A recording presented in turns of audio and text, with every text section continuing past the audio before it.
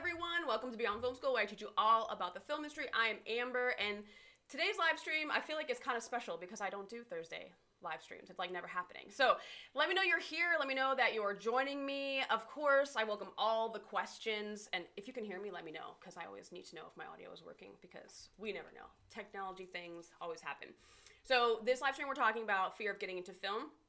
And I chose this topic because I know that a lot of things are holding people back, and they're all linked to a fear of something. A fear of, it could be like ageism, it could be, oh, I'm too young, I'm too old. Yes, and too young is actually a thing that people do, like you do come across that. They think that they're too inexperienced, or they're too, like, oh, I'm 18, do I have to go to college and then go into film? There's a lot of different fears that are surrounding why one doesn't engage in the career they want to get into. So we're going deep. There are some amazing stories that people have shared with me. I gave the form out and people were very, very open and honest, and just, it's kind of hard for me to read all of these deep stories because I really honestly was like, wow, I feel like these are way deeper than I ever expected. So anyone who submitted their story for this live stream, like, thank you so much for like just doing that and sharing it.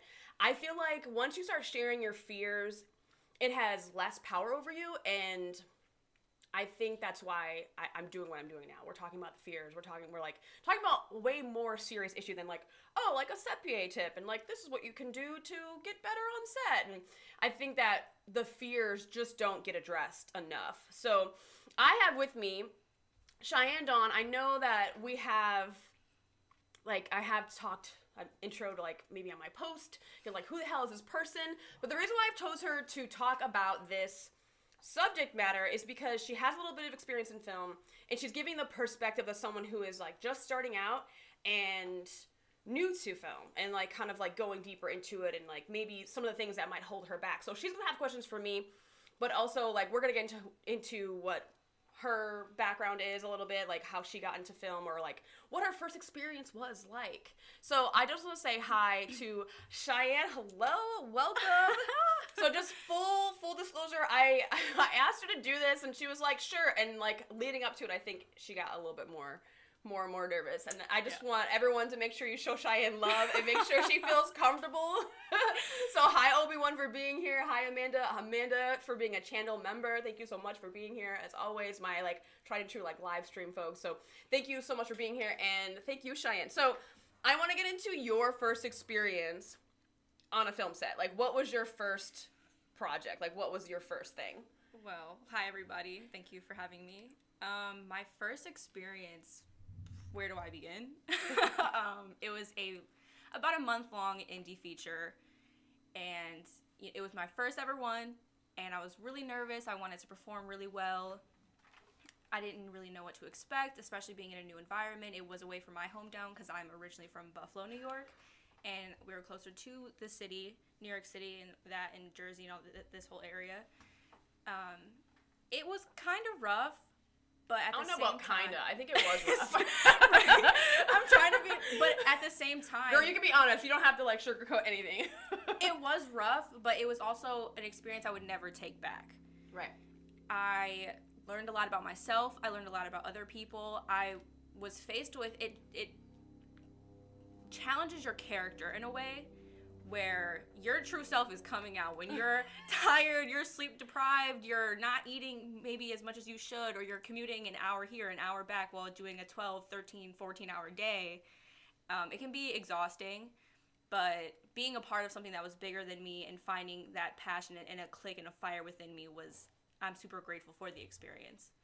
So, what was one of your favorite things about working in film? Being that it was your first thing, I feel like when you walked away from it, you were very much like, this is an amazing experience, even though it was rough. Like, what was something that you liked about working in film? What I liked about working in film? The community aspects. When you're spending so much time with people, or even if it is shorter, everyone knows that you're there to create something bigger than you. And that in itself is special to me, because the sense of community makes me feel accepted, and it makes you want to just explore more, and it makes you want to expand more on your person, and just learning more and expanding your knowledge on a bunch of different things, and meeting new people too as well gives you that opportunity.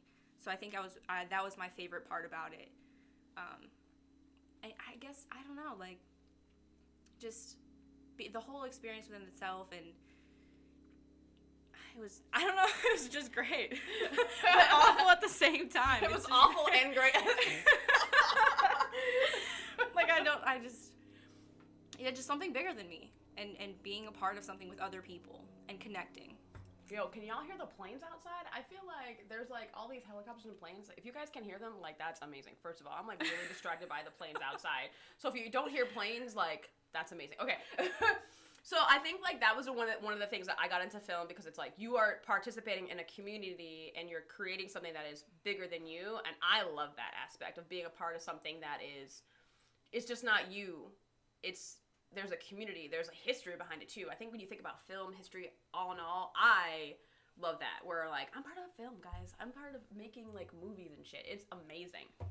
So, you, like, what were some of the things that kind of scared you on your first experience? My first experience, well, initially it's just not knowing what the to unknown, do, right? Okay. or how to communicate with people, Right. and also being on essentially the bottom of the totem pole. You know, you're seen, it's an entry level kind of thing, like how it would be in corporate America, where because I currently have a desk job where I'm in an entry level position. Yeah, I would say not knowing how people would view me, if I would be respected in my position, would I kind of fade into the background, essentially? Would I be seen as someone who is necessary, who people want to be there, who people can depend on? And I would say that would be one of my biggest fears. It's like, am I really needed? Am I appreciated here? Am I going to be doing a good job? I know that I appreciated you because my key second, like, because I had one, I was the first AD. Just to give everyone context, I was the first AD. I had a key second AD, and I had I had Cheyenne as a PA. I had a couple of other PAs that were very, very green and very new. And I had, I think, the director's daughter, who was like sort of a PA, sort of an intern, where it was like, I don't really know how to utilize this person, which is kind of hard for an AD to be like, can I make them do certain things, because that whole the daughter aspect where it's like you don't really know how to tread in that area. So I'm like, can't really make her do anything because she wasn't really good at it anyway. And not to like out people and be like, she wasn't very good at like completing a task, unfortunately. But Cheyenne was. So Cheyenne being like my go-to PA. But then my key second went down with like a sickness. Like, like he literally had to go to the hospital and he couldn't breathe. It was like some I don't even know what it was. But then down for the count. Yeah, like what, really, like he was gone for like 4 shooting days and I think a weekend as well. But I needed someone to do the call sheet. Like when I was on set, I was like, I need someone to do call sheets, someone to prepare the sides and all the paperwork for the next day. And I was like, hey, Cheyenne, you need a crash course in Excel. And so I taught her like how to do Excel really quick. I'm like, just take all the information on the schedule, you put it on this call sheet, and then you just like play it. Like the fact that she was resourceful as she was to figure out how to use Excel and make sides and did it all in half the time that my regular key second did was utterly amazing. She doesn't think it's a big deal, but it honestly is a big deal. I did not. I'm telling the world, Cheyenne. I just want you to know. But I also think that part of it is just your attitude towards it. My attitude going into being on set for the first time was, I want to do a good job. I want to prove myself that I am capable, that I am not here to play and mess around, and I'm essential to this team, and that I think that's what motivated me to step up to the plate essentially and do better. So I think that's vital, because Will, my key second, he was very jaded. He was very cynical, and he was very like, oh man, I gotta do this, I gotta do that. So attitude is very, very key. So I want to go into some of the I guess the stories or the comments, or I mean, they're not really questions. They're just kind of people submitting their fears, and I am just, I don't know, I'm just impressed. I'm impressed with what they have given me. So these are like excerpts. Because some people submitted like whole stories, guys, like paragraphs and paragraphs. And I read every word if you submitted something. So this is going to cover like the ageism.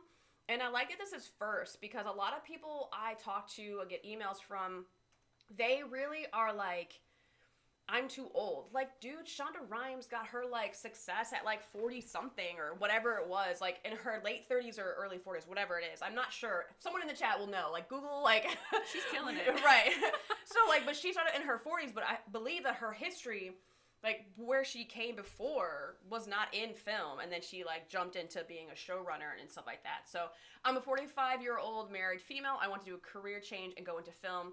But I just feel like I'm too old. Kiddos are coming fresh out of college with new ideas, bright eyes, and are eager. I just love the writing of this like thing. Bright eyes and are eager without the constraints of adulthood fully on them. Seasoned pros have established their name, experience in the industry. AI is taking over nearly I would say over nearly all avenues. What could I possibly add and bring to the industry at my age, having to compete against the newbies and the pros? What if they look at me and see another hopeless wannabe? And what if I just don't overall measure up? How long can I be a PA before it's just where I'm just embarrassing myself? How do I stand out and have people say, wow, that woman is very inspiring?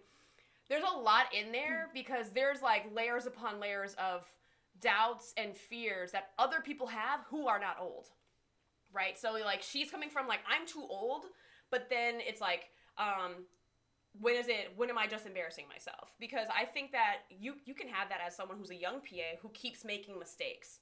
And it's like, if I'm constantly making mistake over mistake over mistake, then when is it time for me to just hang my head up and just like walk away from the industry, which I think some people have definitely talked about as well. So I think with the success of certain actors, A-list actors who just started when they were 40, 45, sometimes 50, there are so many. I mean, I wish I could think of a couple that I know, famous actors who are like, they started when they're like 40. So it can happen at any moment. You never know.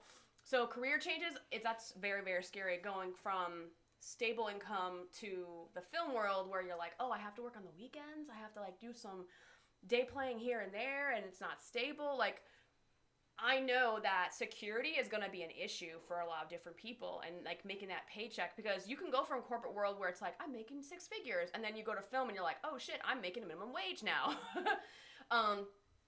Christoph Waltz. Yeah, that's a good one. I'm going to go to the chat really quick. Christoph Waltz was 51 when he did Inglourious Bastards. Like, he looked really good for that age in that movie. He's first of all, Christoph Waltz is amazing. First of all, I love him as an actor. He is like a genius. When he did Inglourious Bastards, Alan Rickman, 46, and Die Hard. Okay, so Obi-Wan, I know you will not steer me wrong here. I don't know why I don't believe that age. There's no way he was 46 on Die Hard. Do you know who we're talking about? Alan Rickman and Die Hard. You've seen Die Hard? So, yeah. Yeah. So I'm like, I don't think he was 46. I need someone to check Obi-Wan's facts here. Not to put you on blast, Obi-Wan. But I need someone to check his facts. I'm like, 46, there's no way, because he looked... Okay, Die Hard was what? Like early 90s, right? Love Actually was like 2001. He looked a lot older in Love Actually. Sorry, I'm getting on a sidetrack of like Alan Rickman right now. R.I.P. Just saying. So...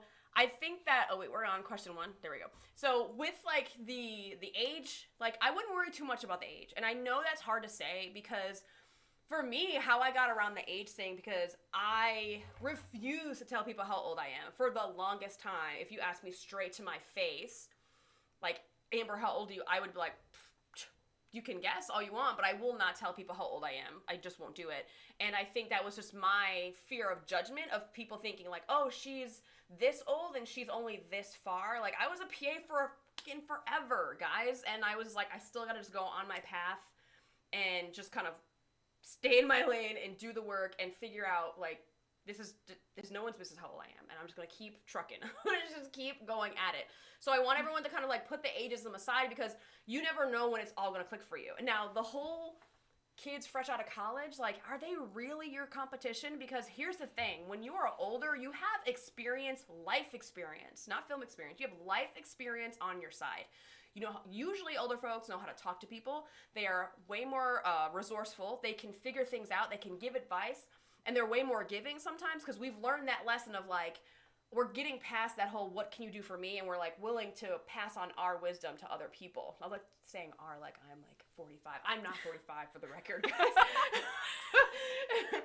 So I just want everyone to know, like you may think that you're like competing against these college kids, but that like, not to talk shit, but like college kids are lost in the sauce, guys. They're like just fresh out, like Cheyenne's face. But they are. They haven't really like grasped what they have to do in the real world. They haven't been jaded yet. They haven't learned a lot of things, and there's nothing wrong with, you know, being new in the world, but also like be happy that you're like, yeah, I have life experience. Like like I'm not trying to compete with college kids. They may have new ideas, but the people who are experienced, you're gonna have different ideas. And there's nothing stopping you age-wise from having a good idea. Like, you know what I mean? So there's all types of things that are created from older people that have different perspectives and stuff like that. So let's see. Seasoned pros have established their name. Listen, there are so many people, like, I wouldn't worry about seasoned pros because then they're going to retire or they die, guys. Like, there has to be someone filling in the spots. That guy, pretty aggressive. Or they die.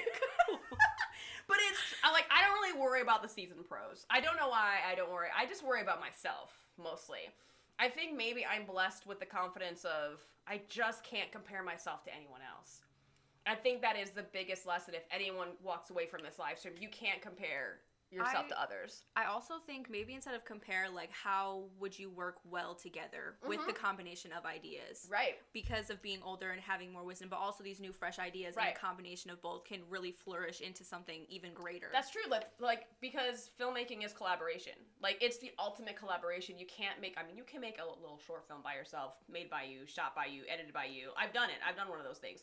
But, like, a real project that you see on the screen, you need a lot of people, and you need a lot of people to come together with ideas. And sometimes when you're like in a room with other people, like let's just say like a writer's room or whatever, and you're like in development with something and you're like bouncing, you're like in that brainstorming mode where you're like, oh wait, and then we can do this, and then someone else is from a different background or whatever. And that's like diversity, guys. And not just diversity in just races or like sexes, it's like age as well. That is also a diverse like aspect to everything. I just don't like the what could I possibly add. Like, everyone has their unique story. Everyone has their unique perspective. We are all snowflakes, guys. I know you heard me say this before. We are very, very unique. No one has lived the life that you've lived. So I think just knowing that, like, no one has been in your spot. No one has lived in your shoes but you. And even if, like, you're next door neighbor and you grew up with that person your whole entire life, you still have different lives. Even if you look the same, Cheyenne has a twin. They completely different people, completely different lives. Like, when I hear about her stories in high school, I'm like, what was Caleb doing at this moment? She's like, I don't know. So it's just like, you are a unique person. Just remember that you are a unique person and no one else has lived your life. I'm going to go to the chat really quick because we have people saying stuff. Okay, Ruben Herrera, thank you for being here. Thank you for being here, because I do recognize your name for being at other live streams, so I appreciate you being here. I started out in 94 and sat on someone's desk until 99. I am now 55, but I tell people I'm 60. Why do you tell people you're older? Sorry, I was a few years off. He was 42 in Die Hard. I mean, that's not that. Okay, a couple years old, 42 in Die Hard. I had no idea. And that was like his big breakout movie, I think. That was like one of the things that started it all for him. So that's a perfect example. Thank you for bringing that up, Obi-Wan. Like, Alan Rickman was 42 when he started out, when he got like real, like the ball was rolling for him. I was exposed to the industry at a very young age. My godfather was a construction coordinator under the art department, so I went to a lot of sets and locations. That's awesome. I think construction coordinator, like watching people build them sets, that's amazing. I'm always like, people who are in production design, totally am in awe of them. So I'm gonna go to the next one. This one is, this is like, I think this was part of a bigger one. I don't feel like I'll ever break in because of how timid and reserved I am. I'm the only one that believes I have the right skills for this industry, but because I'm super introverted, painfully shy, and insecure, it seems like no one will ever know. I haven't even started on my first film yet. I'm not as young as I may sound. I haven't made the first move to introduce myself. I'm genuinely afraid to do anything, but giving up will never be an option for me no matter what. I love the fact that you were like, I haven't done anything. I'm afraid to do anything, but I'm not gonna give up. So that tells me that there's still like, there's like that hope of like, you haven't reached that dark spot of like, I'm just gonna fucking give up entirely. So I know that, like, my subscribers or anyone who is a Beyond Film School alumni, like, you've definitely heard me say introverts are very much needed when it comes to the film industry. Because everyone can't be a loud voice. Everyone can't be that rambunctious, like, extroverted person. And plus, like, extroverted people versus introverted people, and also you can be on the scale. There's, like think of extroversion and introversion on a scale, and some people are, like, here, and then some people are way on the other side. Some people are in the middle somewhere, depending on the situation. So, because you are the way you are going to add in that diverse type of element to certain things, whether it's on set or in your writing or in shooting or in editing, whatever it is. Everyone can't be talking. Someone has to be doing the listening, and that is really the superpower of introverts, is the fact that they can listen and they can take in the ideas and they can reinterpret them a certain way, and then they get creative. And not to be weird, but most introverts are the more creative folks. I don't know how people feel about that. That might be controversial to say. Cheyenne's like really thinking about it. She's like, wait a second. So, being timid and reserved are two different things, and I'm glad that you said how timid and reserved I am. I was reserved, but I wasn't timid. I had like very like quiet. I don't want to say quiet confidence, but like I had that aura of like, don't fuck with me, but I'm not gonna like shout it to the rooftops. So I wasn't timid, but I was reserved. So when someone's timid, that means you're scared of everything that's happening around you, right? Would you say that's fair to say timid when people are like, ah? Yeah. Right. You're like fearful of what's happening around you, and like you're like you don't know how to like navigate things that are happening around you. And I think that comes with experience on set, because I've seen timid PAs grow because they've been more and more on set. So I think more and more, if you go into that world, do the hard, challenging things, and make your mistakes, like, get scared, face those fears of, like, what do I say to this person? Because you can be, like, when you're meeting a new person, you can be kind of scared to interact with them. What do I say? What do I do? Am I saying the right thing? Am I doing the right thing? But then when you start doing it and people are offering you feedback, or maybe they yell at you, and you're like, oh, fuck, I shouldn't do that. So that's how you learn. So just, like, getting past your timidness. To kind of bounce off of it with being super introverted and shy, is there this sort of fading into the background for a PA? Like, how does that work? Or what's the balance between, you know, being out there just enough, but not, you know, overly extroverted and overbearing, but also not being too secluded? So you're saying, like, PAs fading into the background. If you're a PA that fades into the background, like, I kind of was one of those PAs where I definitely started out and I didn't really want anyone to notice me, because I didn't want them to notice me doing something wrong, although I wasn't one of those PAs also that wanted to be showy either. I didn't want to be the ones, like, in people's faces and being like, ah, and so I think there is a balance where, because when I wasn't doing it, when I wasn't being more vocal, or I wasn't being more assertive, or when I wasn't really showing who I was and I was fading into the background, no one remembered who I was. So then I just didn't get hired, because they were like, who the fuck is she, basically? Right. So, but then you have people who are like overly, like, just, they're kind of obnoxious, they're a little bit too vocal, they talk too much, they're asking the wrong questions at the wrong time, and you're like, okay, that person does not need to be on set. So there is definitely a balance. It's like a judgment call, like reading the room. Like, is it my time to be loud right now? Is it my time to be quiet right now? Is it my time to just kind of walk away because the producers are all coming over to the director? Okay, this is my time to, like, get into, like, that Homer Simpson meme. Exactly. We're like, okay, when all the big people start coming towards someone, that's when you, like, start backing up and walking away. But also, like, maybe keeping an ear out to be like, what are they talking about? So fading into the background will be sometimes to your benefit, and then sometimes to your detriment, because no one's going to remember who you are. I don't know if that answered your question. Well, so would you say that the biggest, I guess a key point to do if you want to learn how to not, just to find balance or even learn in the position of a PA, is to observe and listen and maybe, and again, read the room and not always approach someone, or there's the wrong time, or you see this group, like, of producers coming up to the director, and you know, would you say that observing is the biggest key to having a successful career? I think some people are not watching and listening enough. And I think if you definitely engage in those two skills, observing and listening, You will learn a lot. And I think I say that as someone who I feel like my superpower is observation, because if I watch someone, I can learn so much. Some people don't learn that way.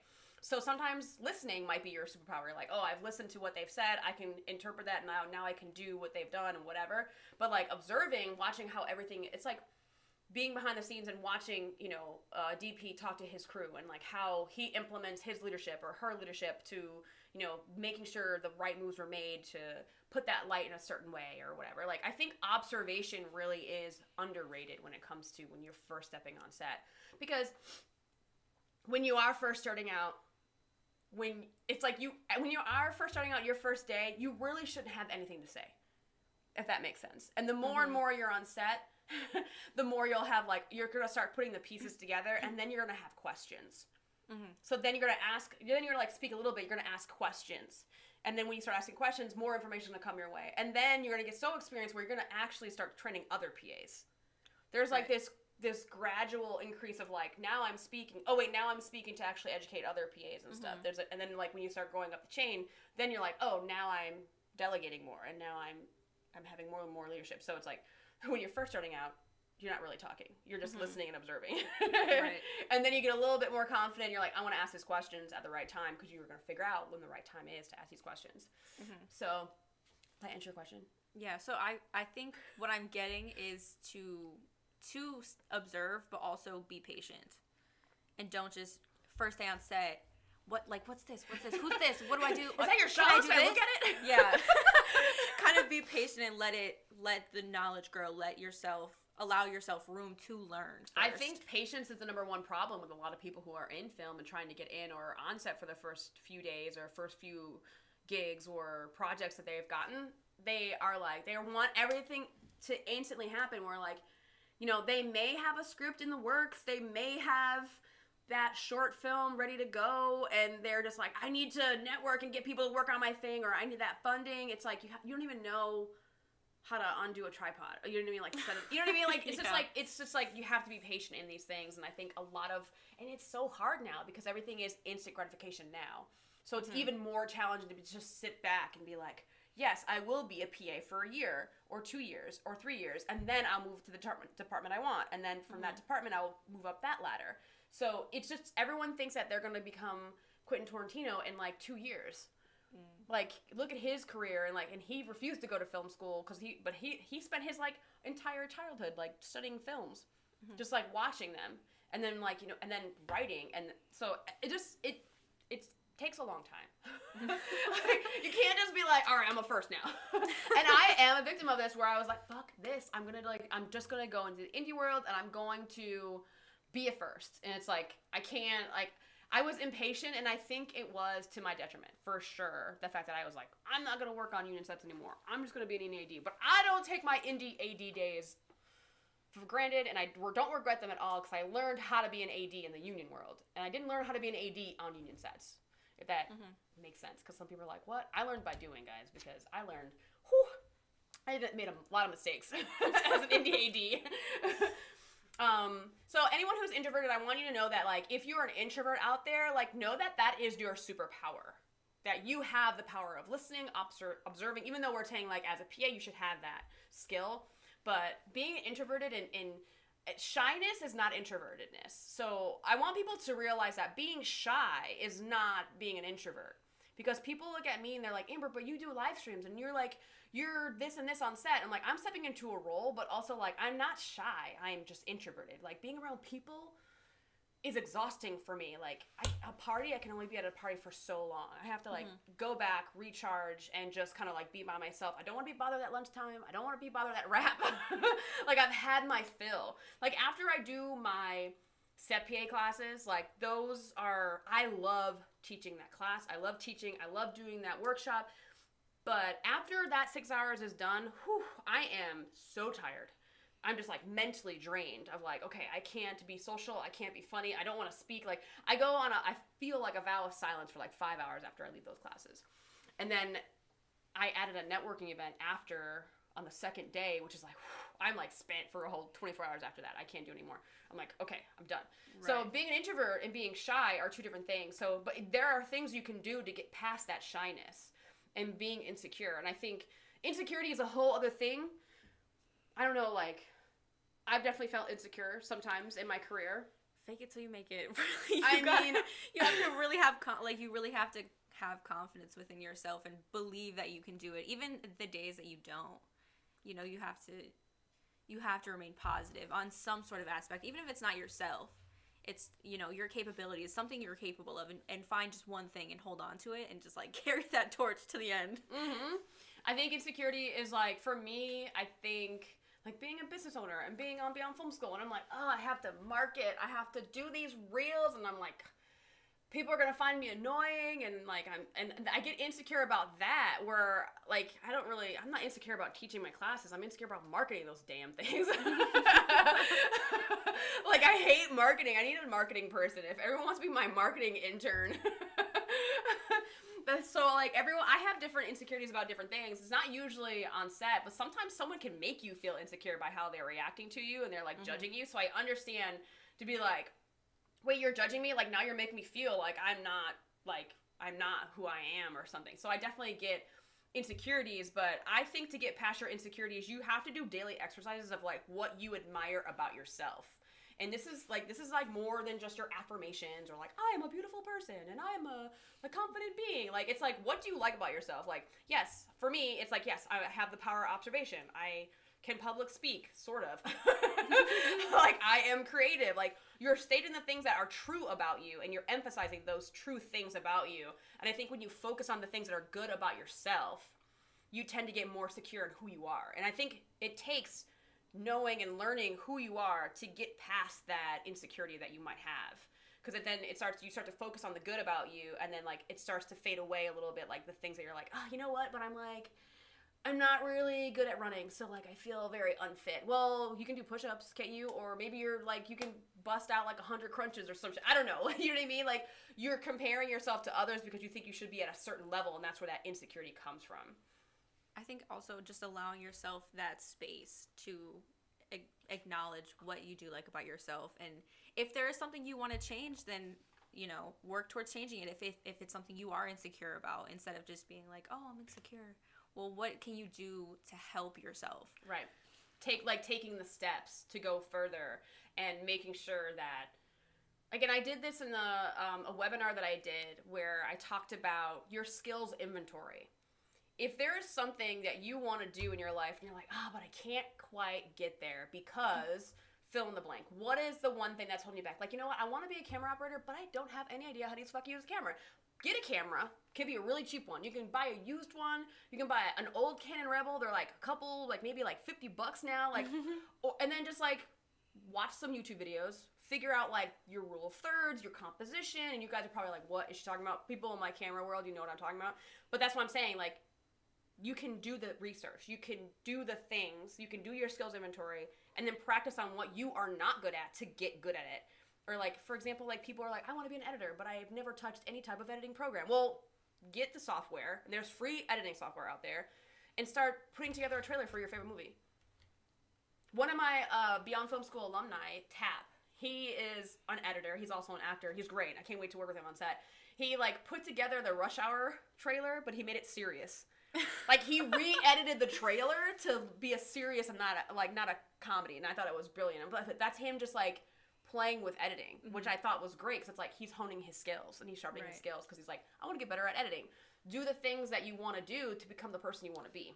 I think also, as silly as it may sound, one thing that motivates me because I've definitely been a victim of, like, I can't do this, but I remember when we're all born, we don't know anything. Facts. We know nothing, and everything Unless you want to get into, like, past lives and stuff like that, but we're not going to. Okay, that's a whole other conversation. But essentially, we're a blank slate, and everyone starts off with not knowing something, and it takes time to learn, and you have to allow yourself to learn, and you can't have that instant gratification. And it may be harder for you than other people, or it may be easier for you than other people, but you'll never know unless you really try it. Thanks. Yeah. Okay, we'll go to the next one. I definitely have fears about getting into the film industry, quitting my current job that I've been at for over 15 years, not knowing if I'd be good enough to get work on a consistent basis. Lack of support system. I feel like the people I'm closest to are rooting against me in a way. I'm getting older, so time isn't on my side. I wish I had more faith in myself. Okay, there's a lot of different things there. So, quitting my current job. So, there's a way to make sure that if you can do certain projects on the weekend, like making sure you keep your job and then you're volunteering your time on weekend stuff. Because a lot of indie stuff is going to be shooting on the weekends, okay? So you can do it there. And then when you get more and more work, then you can kind of like transition out of your full-time job. And a lot of people do that. Like no one's like I know there's certain people out there on like they have motivational videos and stuff like that, and they're like, just quit your job. Like just quit because you have no plan B, and then you're gonna go all in. I'm like, I'm sorry, like most people are like, okay, I need to pay my rent. I can't be fucking around. Like so you can transit, and that's what I did when I was a day player or PA, is like I was getting all the days I could, but then I was a barista because I was trying to get a flexible job where I would be able to like switch shifts with someone, or maybe not work, 5 days, maybe I could do like 4 days and have those 3 days off to like work on set. Like it is a grind. It is going to take an effort and like thinking on your part to how do you transition. And another thing is like, not knowing if I'm good enough to get work on a consistent basis. Even the ones who are good enough are not getting work on a consistent basis. Not to put more fear of the security of like I guess I should say the lack of security when it comes to film. But even your seasoned veterans that we were just talking about with a couple fears ago, where they're like, oh, seasoned veterans. Well, seasoned veterans are still, they got to look for their next job. We're all freelance here. So it's not about whether you're good enough or not. That we're all going to tackle that problem of making sure that we get consistent work. And that comes from your network. And a lot of these problems where it's like, I don't know if I know enough people. I don't know if I'll get consistent work. It's like the more people you know in the industry, the better your connections the better you make your connections and the better you make relationships, and the more relationships you make, then you're going to have more opportunities. You're going to be able to call on a person, or, make sure like, hey, do you have anything shooting this weekend or this month or next month? Or, hey, I'm going to be off. I'm going to be done with a feature film next month. Do you have something lined up? Or like, it's all about, first of all, asking, because some people just don't ask because they're afraid to ask, which, if I don't know that you're available to work or you're looking for work, I probably won't think of you. And I tell my Set PA trainees all the time, where it's like your job to let me know that you're available, because otherwise I won't think of you. Because I just don't think that you're looking for PA work. So I have to make sure that my alumni, they know, like, reach out to me. If you're looking for work, tell me. So like, reach out to your network. Let them know you're available for whatever you're doing.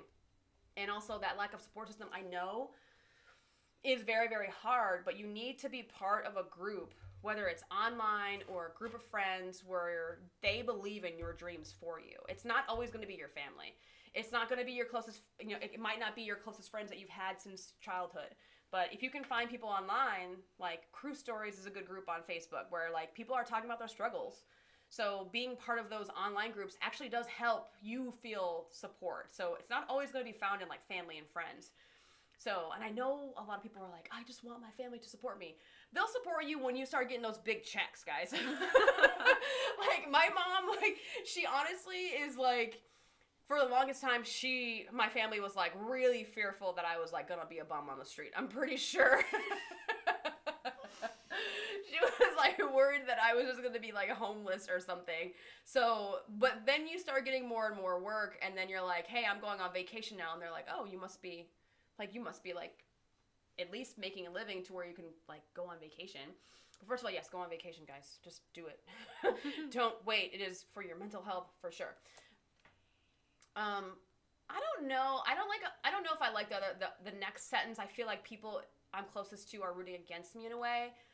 Here's the thing about that. I understand that feeling, but that also could be like a projection of what you think they're thinking, and that might not be the case, right? That might be just you thinking they think that, and that's not real, right? You are just making that up in your head.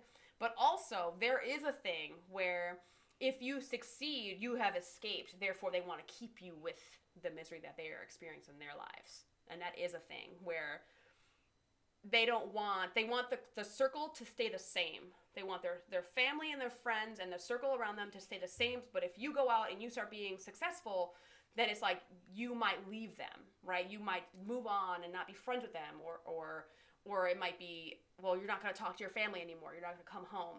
So I think because they have a fear of that, they will do whatever they can, subconsciously or consciously, to keep you around. So they're like, I don't want you to succeed because I don't want you to make more money than me. I don't want you to succeed because then you're going to do better than me. And that's a very serious thing with a lot of people where it's like, well, I'm miserable in this income bracket, so you should be too. And that's a real thing. So you might be imagining it, but also you might not be, because that is a real thing. I just wanted to jump back to when you were saying, essentially, to just reach out. Mm-hmm. When you are reaching out, has there been a point for you where you kind of felt like you reached a dead end? And how do you work around that? Where you're reaching out to these people and you're not getting anything back, and you feel like, whether it's your reputation or, is their work out there, or they just not like me, or again, and that can go with maybe certain insecurities you have within yourself, but how did you ever experience that, and how did you work around that? So you're saying, like, if I'm reaching out to people and I'm still not getting jobs? Yeah. Right. So I think the most important thing is that when you reach out to people, it's not reaching out to people sometimes for a job. You're reaching out to them because you thought of them. It's like, for example, I could be thinking about a director or producer I once worked with. And it's not because I wanted a job, but I saw an article that the movie went to Venice. And I was like, hey, just saw your movie run, glad it's in Venice or something. That is networking, but also I'm thinking about them on a sincere basis. Mm-hmm. It's not because like, oh, I want a job. But then because I've thought about them in a sincere way, they've thought about me. It's like, if you start to think of it as less transactional and you just kind of reaching out to a person because they're a human being and you like who they are and they like you, it's not really networking. You're just like being people to people. Mm-hmm. So what I tend to focus on when there are drier times in my work is I figure out what I can do for someone else. Because you can obsess over and over and over. And this is something I'm going to teach in the Film Career Launchpad, because some people just don't get it. I have researched networking. I've read almost every book about it, and every single book says this thing that I've been doing. And I can't believe I'm like, oh, this makes sense. This is like the paying it forward, because once you come from a place of service of other people and your friends and the people that you work with, how can I do something for them? And it's not how can I do something for them asking for something back. It's not that. It's like, what can I do to further my Beyond Film School alumni? What can I create for them to gain experience? Who can I connect to that I know is, maybe I know a director who's looking for an assistant. Who could I think of? Like, what is the connection I need to make for other people? So, because you can obsess about you, mm-hmm. What am I going to do about myself? But then as soon as you start doing it for other people, you're like, how can I help someone else? You stop obsessing over what your bad case scenario is, and you start making it better for other people. And then all of a sudden, it's like people start wanting to help you. Mm-hmm. Because you're just not focusing on you and you're focusing on other people. And some people are like, yeah, but in essence, then you are, you're doing it for yourself. But not really. It's just coming to you naturally. And you're not really having to be like, it's kind of this, it's really a debate, because some people are like, yeah, but you're still using people. Like, no, you're not. Right. You're still coming from a place of like, I want to do something for someone else. Mm-hmm. So that's what I tend to do, because like right now I'm not working. I'm just waiting for my damn job to start in like the next week or whatever. I'm just waiting around. Matter of fact, I think my key second called me and I have to call him back. I have to call him back right after this. I'm like nervous. I'm like, what's he calling me for? All right, I'm going to go to the next one. I'd say two biggest fears that have prevented me from even applying for many years is the fear of not actually knowing what I'm talking about. I mean,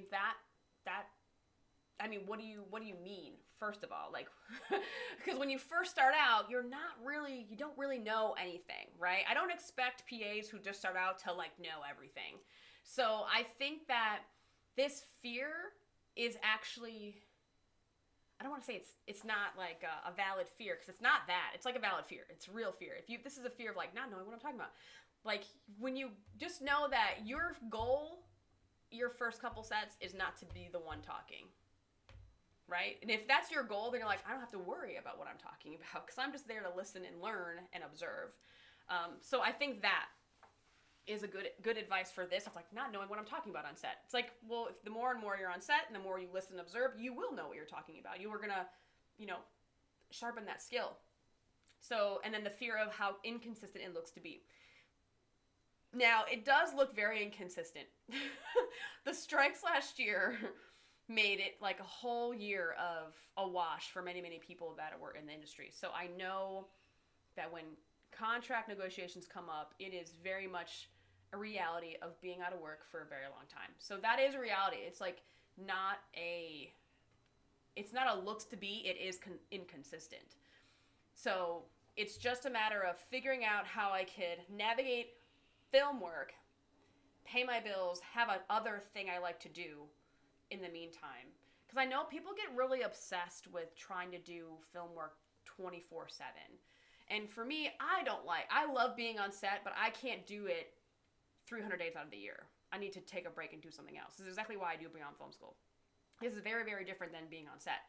So finding something else that you're interested in and something that can pay your bills. So for example, some people are, they're DPs on set, but then on the side, they could be an editor.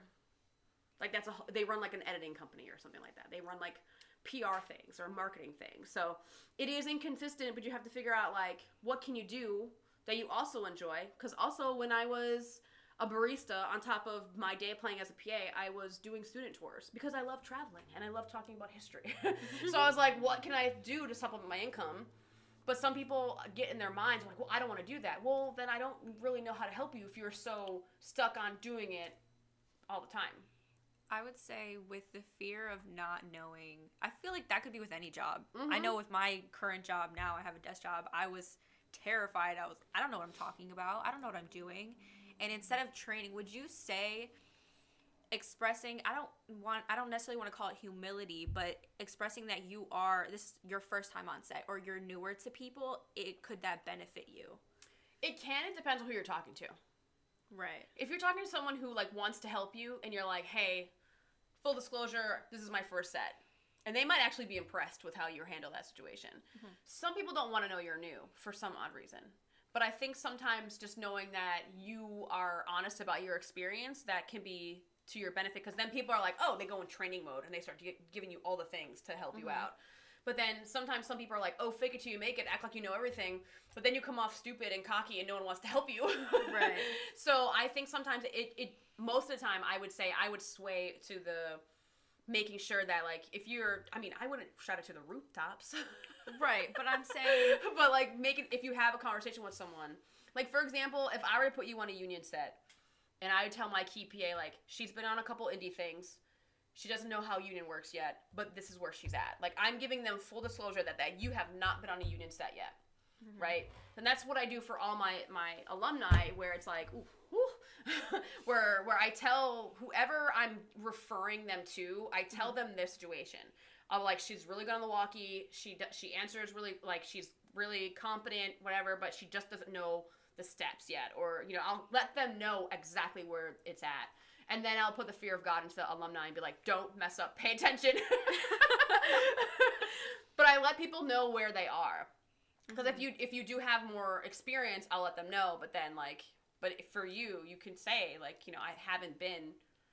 So would you say, because I'm kind of piecing everything together where let's say it's your first day on set and you're saying, observe, listen, be patient, and then ask questions, and kind of, would you say that around that time where you're comfortable enough to ask questions would be the time where you can be like, hey, I'm not fully fluent in how everything works? Would you say that that's a good time, or would you say that where would you say the time is where it's too late or it's too early or just right, where you can essentially be like, hey, I'm this is pretty new to me? Or is there a way of asking for feedback, or do you just kind of have to still listen and pay attention and take nonverbal cues from other people? I think reading the room, reading people is a good way to kind of gauge, is this the right time or not? Because most of the time, a key PA is losing their damn mind.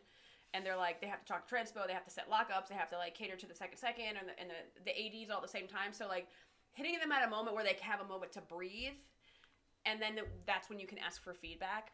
But also at the start of the day, usually sometimes when I was a key PA, I would talk to all my PAs and be like, how do you feel? If there's anything that you need help with, just let me know. Because that's a time to kind of I haven't done this. I understand what you're saying to me. Just if I do something wrong, let me know. Because if we know that you're receptive to feedback, it's better for you because then we'll give it to you. Some people are just not receptive to it. And I'm not gonna force my feedback on someone who doesn't want it, you know? So just making sure you're open to it is a good way to kind of like make sure you're like keeping the communication open with the person who would essentially be the person who is your supervisor, would be your key PA first. But does that help? It does. Okay, thank good. you. I'm like, I don't know. I feel like you have very intricate, very like it's involved questions. I'm like, am I hitting the right? I'm not sure. Well, they're because it's sort of like, you know, how there's the corporate ladder and there's a game. It's kind of different in the film industry where it's still kind of a game, but it's more about people than it is about a position and moving up into a hierarchy of being like, I'm going to be a CEO. It's more of making connections with more people and knowing when to communicate with people. And I think communication and how you interact with others is like a really big key factor in that industry. Yeah, it's really funny how like communication and leadership and all these things that we really stress on set, only because it's always high pressure and we need everything yesterday and it has to be done already. we really are like, we have to stress communication, but really all the things that we stress in film can be used in any like industry. Communication is like, because that's human beings and we have to communicate properly. Even like in relationships, if you're not communicating properly, it's like you're not really gonna have a good relationship. You're not gonna. Then that's how like divorces happen and all this. I don't know. We're not gonna get into divorces like that. This is a very real one for a lot of people. I'm just nervous things won't lift off the ground. I don't think you have to be. I hate saying like you don't have to be nervous, but it's not like, as long as you keep going, and as long as you keep trying and you keep reaching out and you keep going in the direction that you want, it's all these baby steps. Like lifting off the ground could be what is your interpretation of like things getting off the ground? Is that getting more work? Because success is I think it's a relative thing, right? Because everyone has their own definition of success, and we're not talking about the societal norms of what success is, like buying a house, and like, first of all, buying a house is like I'm not even getting to how much money you can waste just by buying a house. I'm not against it, but also it is a very iconic image of success is buying a house, right? It's like, I can afford to throw this money away. Or having a certain brand car, or like having a certain amount of money is success for a lot of people. So I think that making sure you define your own success and like what that means for you, because I think when people say, oh, I'm nervous things won't lift off the ground, as long as you keep taking those baby steps toward progressing in your career, like when you want to go here and this is lifting off the ground, but like every baby step is like taking you to that point. And like I think a lot of people don't think about the growth that they've had. Like I just want everyone to think back to like where they were last year if they were just starting out. Like, and for me it was when I was a PA, I would count the days I had that month. Like, okay, last month I had 3 PA days. This month I'm gonna shoot for 4. I would just do one more day. Or the next month I was like, this month I'm gonna shoot for 5 days. And that sounds really dumb, but that is me getting more and more work, baby steps. So I think if you focus on the smaller goals and the smaller steps, you'll become less obsessed with like making it big, or like your big break, or the success that you're like. I think everyone gets really obsessed with like whatever that pie in the sky imagery of what success is for like the, I don't know, society, for whatever they're selling you. You know what I mean? Okay, I should go to the chat really quick. There are a lot of things. I have Donnie K. How do you feel about the new PA union? I'm going up far, guys. We missed a lot. I am sorry. I'm over here. Let's see. Yeah. How do you feel about the new PA union? I am excited about it. I want to see what happens. I want to see the controversy happen with the UPMs and like people on set, because now we have to hire like union PAs. I can't wait. If it reaches and they get unionized on film and TV sets, I am excited for it. So that's what I think. I feel like it is a long time coming and it needs to happen, and I hope it sticks. Little House on the Prairie. Yeah, so Laura Ignalls Wilder, writer of the Little House on the Prairie, was in her 60s when she wrote them. Kenneth Grahame, The Wind in the Willows, was 49 Richard Adams, Watership Down, 50. So these are all great examples. Thank you so much, Obi-Wan. This is amazing. Hi, Curiel. Curiel is like pops in and pops back out. Amanda, I think that I was nervous about the kind of feedback I'd receive at my last job, but at RAP, my key PA thought I did a good job. So I'm always telling myself to keep up my work ethic. And that's really, really important because here's the thing is if you want the feedback, you have to expect the good and the bad feedback. Because people are like, oh, I'm open to feedback. And they're like, I only want the good feedback. Tell me what I did right. And when I give feedback, I try to be like, we can improve this. And this is what you did right. I try to like end on the positive for a lot of people because people get real like, oh, they get real down on themselves when they make that one mistake and then you correct them. And they start to go down like this downward spiral. And then everything they do after that is like a big mistake and they can't seem to reset. I had a PA like that. I won't say her name, but as soon as she made one big mistake and this one big mistake, I can't remember what it was. It had to do with like, I think food and cast. She forgot something. So after that one silly mistake, like she kept messing up more and more throughout the day. And I'm like, this is not you. So like just reset, go back. It's okay that you did this thing. We're over it. We have to keep moving on. And that's the thing. And a lot of people don't realize in film is like, we have to still keep progressing in the day, and you obsessing over that one little mistake, we're already over it. The ADs and the producers and we're all over it. We're just like moving on to the next thing. Like we can't have you breaking down because you forgot someone's lunch order or something. Like, yes, we have to fix it, but we can't obsess over it and like have it stop. Like you're like you working, like you just keep moving on. Like I told Cheyenne before we started this live stream, like if you mess up and you say like you stutter or say a wrong word, you just keep going. It's like the whole thing about being live, you just like keep going. You just like don't obsess over the mistake you made, you just keep going. So, we have Tabitha. Thank you, Tabitha, for being here. I don't know if she's still here. This was like a while ago.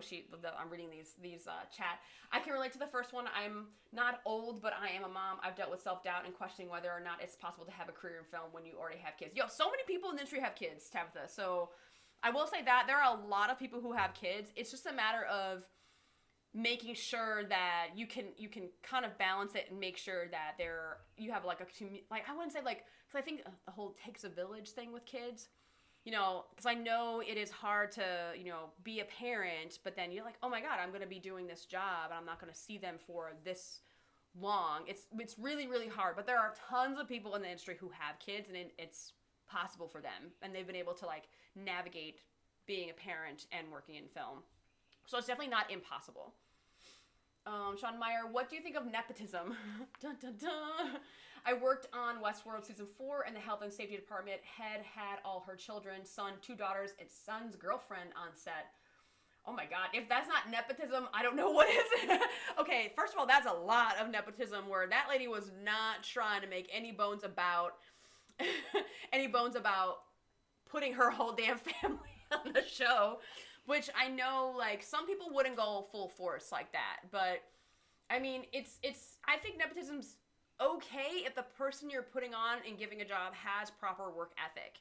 It's not okay when they're not grateful for the opportunity, and they're not willing to do the work. That's when I have a problem with nepotism. And nine times out of 10, when you have the nepotism scenario happen, most of them are not willing to do the work, unfortunately. And that's when it's like, oh, of course, we have to have, like, the, you know, producer's daughter on to be, like, this assistant or something. And you're like, oh, God, this girl is not great. She's, you know. But also sometimes what does happen is that it's either one of two things happens when you have nepotism is you get the person who's willing to do all the things they have to do to prove everyone wrong, because you're like, I'm not my father, I'm not my mother, my aunt, my uncle. I am here to make the best of the opportunity, and they'll work twice as hard. Or you get the ones who are lazy and they're like, well, I'm entitled. So it's always one of two ways. So you're either going to get the best worker or you're going to get the worst. So, I mean, those are my thoughts on nepotism. I don't know how anyone else feels about that. Personally, I think nepotism only gets you so far. This is true because, like, nepotism can only open the door for a lot of people because they can't keep carrying you throughout your whole career, right? I mean, this has definitely happened for a lot of people where they're going to keep opening a door and another door and another door. So you can get in the door, but then sometimes you got to make sure you can stay there. Because consistently work with the same team through the whole career, which is nearly impossible. Not to say nepotism isn't an issue. It is. I remember in college, all the cliques went and worked together, being a floater in which group. In each group meant being used more than being pushed apart in the group outside of you.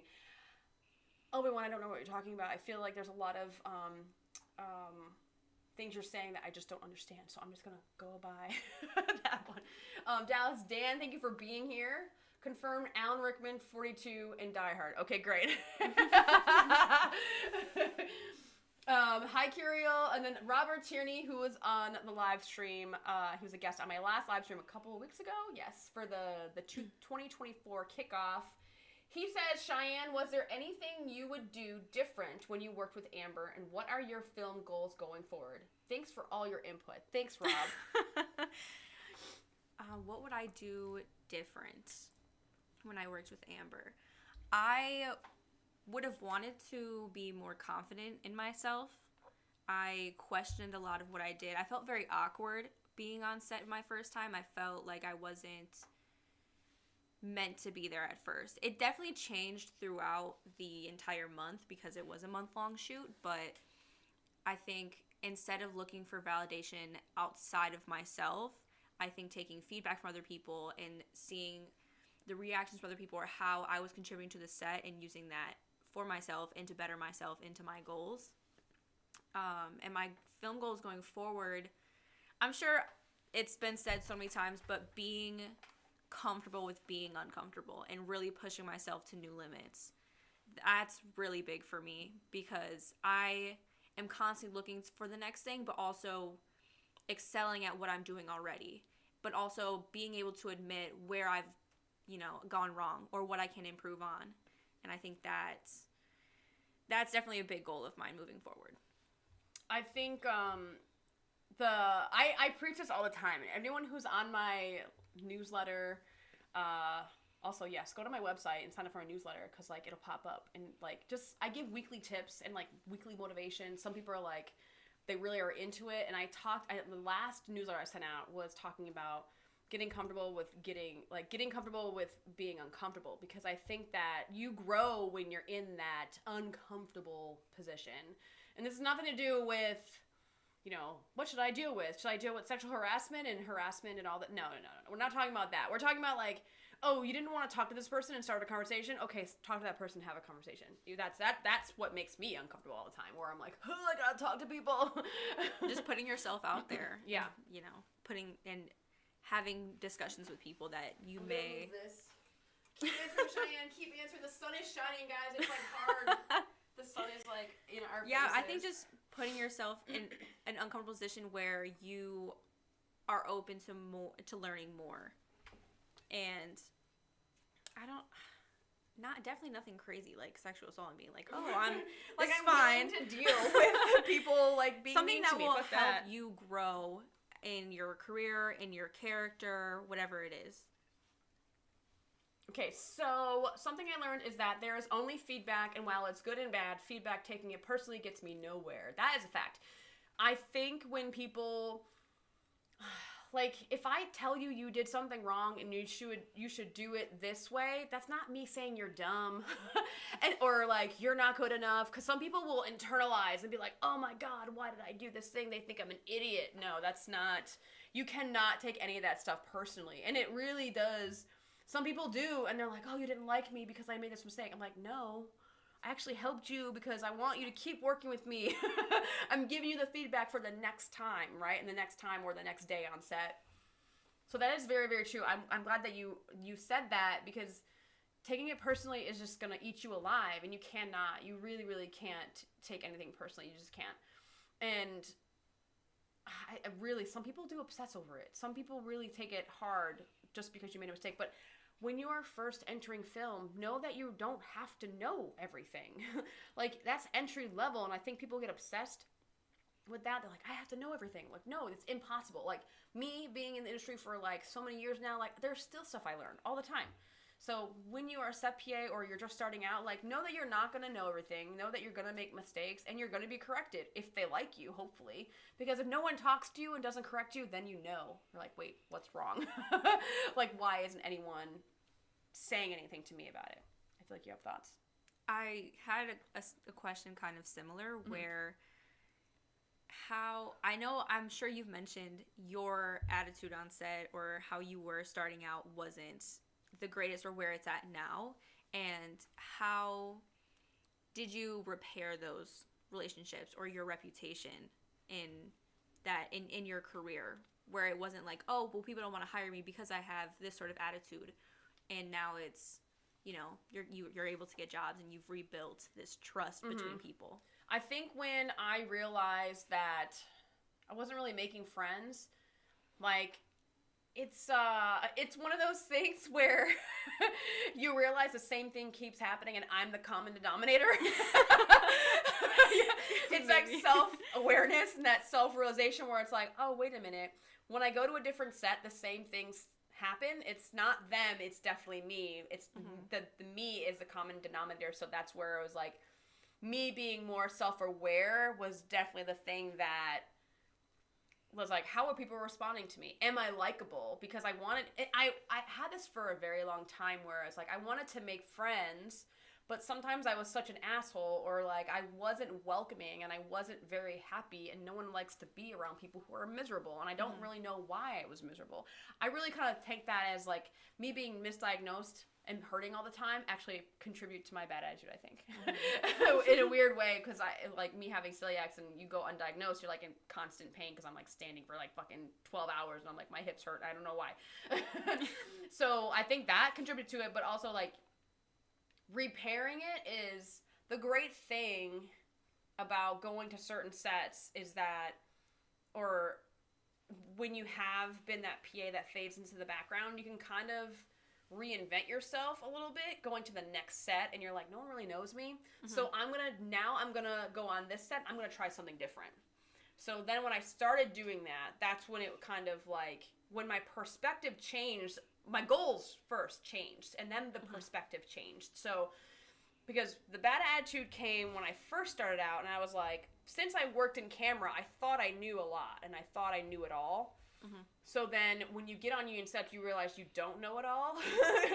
Because I worked in the indie world in camera. So when you go to union sets, I had a weird chip on my shoulder because I was like, oh, I have to fucking start all over again. I have to go right back to the bottom. And like I started out in camera as an AC and a second AC, a first AC, and camera operator, right, in the indie world. So then like the fact that I had to start over, I was already like pissed about it. So I was resentful for the fact that I had to start all over again at the bottom of the ladder when I wanted to become an AD. So that was the foundation. And that's a horrible foundation. Because I was like, fuck, why can't I just have some type of leg up? And I just wasn't getting it. So I was always resentful, and I didn't like being where I was. I didn't like doing lockups. I didn't like doing all the things. So I had a bad attitude all the time. So then when I got fed up, then I started doing indie AD stuff. So then I have the higher position, I have more responsibility, but then still I just wasn't connecting with the people around me because I was like, why are people not doing it this way? And like the compassion and empathy was not there. And I think that is something that truly changed for me when I was like, people don't know everything, you don't know everything. So the fact that I know I don't know everything, I have to know that other people don't know everything, and they don't know what they don't know. So like the compassion got a little bit better. The empathy got a little bit better. And then when I went back to union sets after being an AD for a while, after realizing that I didn't really know it all, when I was like, let me sit myself down, let me actually learn from the people I want to become. They have years on me. So it was like every set that I was on, I got a little bit smarter. And smarter in the way, not intelligence, but realizing what I was doing wrong, and the reflection of what like I was seeing with myself from how I was interacting with everyone else on set. I feel like that's a very complicated answer. But then when I went back to union sets, I had a very different attitude because I was like, I am there to learn. I wasn't resentful. I was like, fuck these lockups. But now I was like, I'm here to learn from other ADs. I want to observe who they are, what they're doing, how they handle certain stressful situations. So as soon as my perspective changed of like why I was on set, that's when my attitude changed, and that's when I got more opportunities because people saw I had a better attitude. So would you say that there's a point of no return especially with, if you want to combine all of it with your attitude as a PA and starting on set, and also inevitably making mistakes? would you come back from that? Or is there always a way to come back from that? Do you believe? From making a mistake? Like, Making how a bad mistake is the mistake? or... Did you, like, kill somebody? Whoa. Okay. Right, I mean, Whoa. that's what I'm saying, right? It's like, how serious are we talking here? Like, did you harass somebody? Did you bully somebody on set? Like, how bad is the mistake? 'Cause it's like, did you forget someone's order? Because that's like small potatoes. Or Right. did you say the wrong thing to somebody in front of a producer? Or Right. in front of the producer's cousin or something, which actually is a thing. You have to watch what you say in front of people because it gets around. If you're like talking shit about a show and the producer gets wind that you were talking shit about that show, you will not be on that show anymore. Wow. It happens. It's like, first of all, you should be grateful for every set you're on, because if you're trying to really make it in film, it's like you should be grateful for being on any set. Mm-hmm. That's kind of like, that's where I fall with that. But making a mistake, it depends on what the mistake is, because I was blacklisted from a show. And this is nepotism. I went up against nepotism and I lost, guys. But they were talking about nepotism because what I did is, this was in that period of time where I was like, yes, I'm here to learn. I'm going to be the best PA that I can. I'm going to be who I am on set. So I was who I was on set, and I took a picture of the walkie PA that was the laziest, worst person. He sat down all the time. He talked all the time. He did not care about his job. And also, he was given that job by his uncle, who was a first AD, and then moved up to the UPM. So we were stuck with him. He was a must hire. And he was the worst, guys. He had the worst attitude. He was such an asshole to everybody. And no one liked him. So one time we were in this hotel, we were doing lockups, and it was like this L shape, so we had to kind of like patrol the hallways to make sure crew was quiet, because if anything happened in the hallway, it went straight into where we were shooting. I don't know why I sound as weird, guys. But if anyone was walking or whatever, the sound just like got sucked into that room. So he was on a lockup, but he wasn't doing it. He wasn't keeping people quiet. He was on his phone, sitting down in an apple box with his like legs up. So I took a picture of him, and me being who I took a picture of him, and I said to everyone on my Instagram, I was like, this is the set PA you don't want to be. I don't know how, but this PA found that Instagram post. We did not follow each other. I don't know how he found it. I'm not sure. Maybe he like hashtagged, I guess I put hashtags on it because I'm an idiot. So he found it some way, and then the next day, I was supposed to be on not the next day, but like I was supposed to be on the day after the next day. And then I got a call from my key PA, and he's like, did you post on your social media of such and such? But what I should say before this, what happened is that the walkie PA saw the post, and he let me know that he saw it because he messaged me, and I was like, fuck. So I took it down. So then when I got the call the next day from my key PA, he said, I can't bring you on tomorrow. They saw the post. They're claiming hostile work environment. So like, he ran with it. He took advantage of the fact that he had higher ups in his family, and he was like, I don't want to work with her anymore. I feel harassed, like full on, cried like to the high heavens, and I was not allowed to work on that show, and I never worked on that show ever again. It was Madam Secretary I worked on, and I never worked on the show ever again. But did I come back from that? Because the thing is that everyone knew that he was an asshole. Everyone hated him, and he doesn't even work in the film industry anymore, from what I understand. He was from California or something like that. I don't know. But he didn't come back to New York. He didn't come back to whatever. So I was like, I didn't feel that. I felt very shitty that I did that. I still disliked him. But also I learned a lot that like your social media posts will go, and they'll come back to haunt you guys. So just be careful about what you post. So I learned a lot from that one mistake.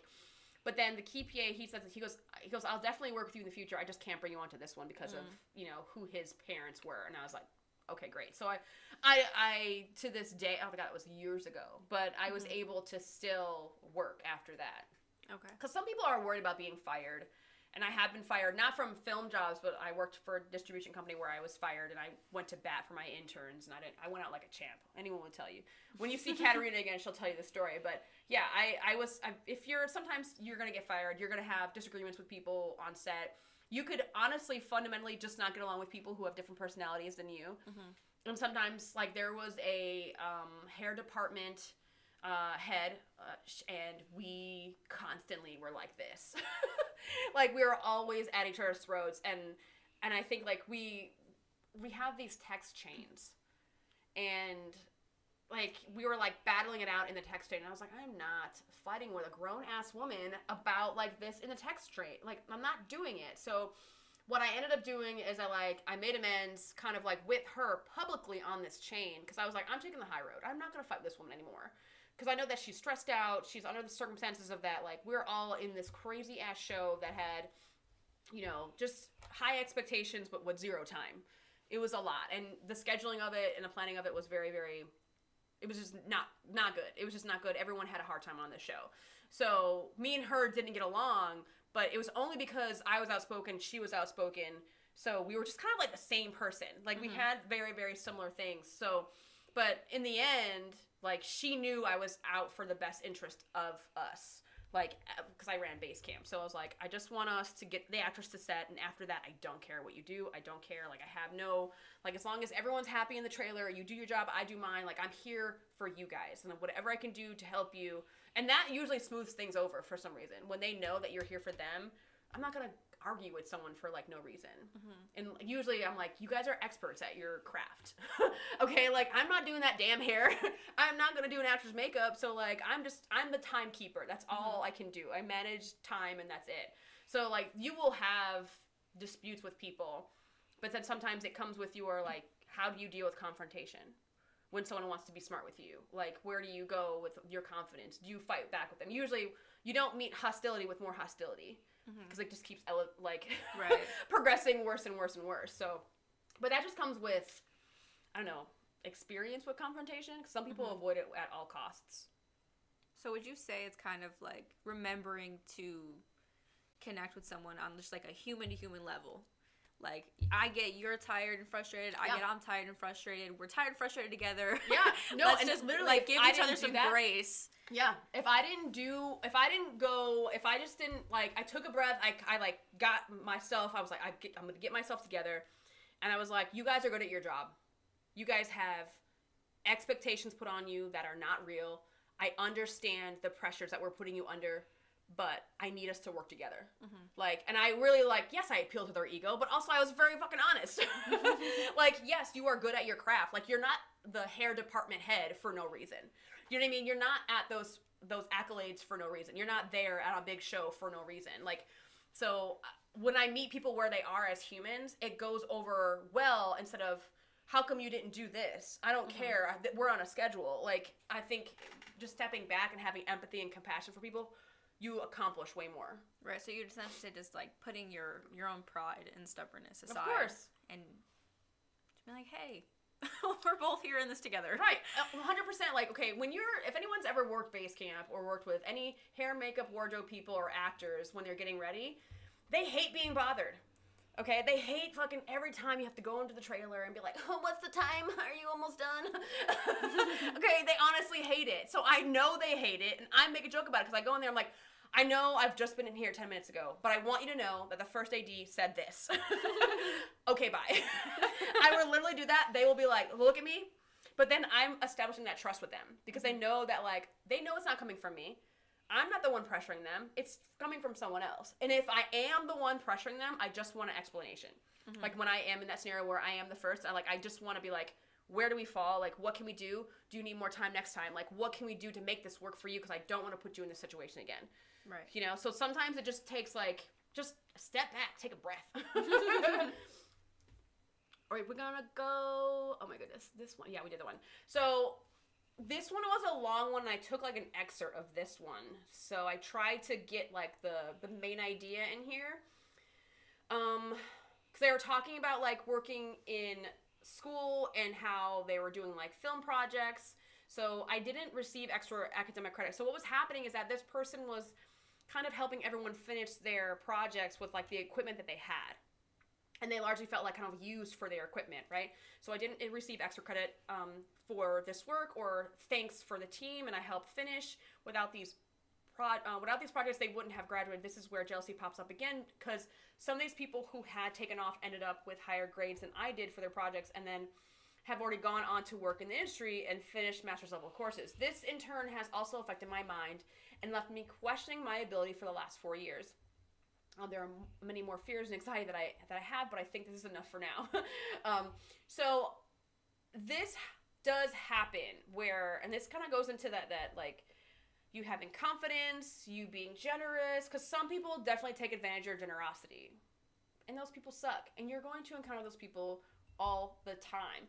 But just, I would say, it's kind of with like, you have to just accept your losses. And if they don't want to thank you for the fact that you were so generous with your equipment and time for that matter, then they suck, move on. And just make sure you don't make that mistake again with those people.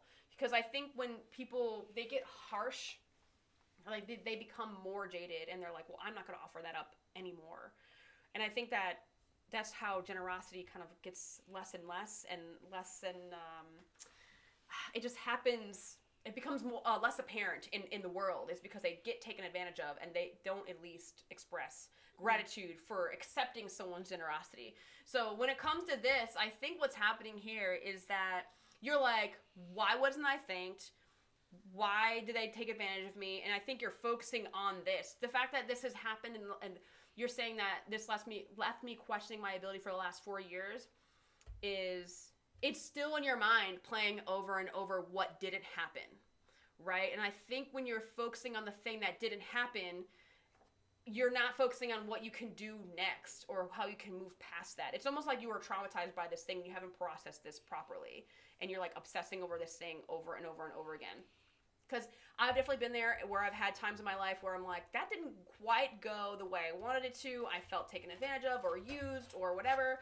Especially like as a woman, sometimes you're like, what the fuck, guy? Like, I thought we were here and we're not. Like, I don't know. There's a lot of things that happen where you just feel used or taken advantage of, but you can't dwell on that situation. You have to process that grief, process that regret, process that thing that happened to you, and then you have to move on to the next thing and move on from that. As I think that when you start obsessing over the thing that didn't happen, you're just like reliving it. And then it's more likely to happen again in your present life because you're reliving the fact that I get used, I get taken advantage of. So you're replaying this over and over, and all it's going to do is keep happening in your everyday life, present life.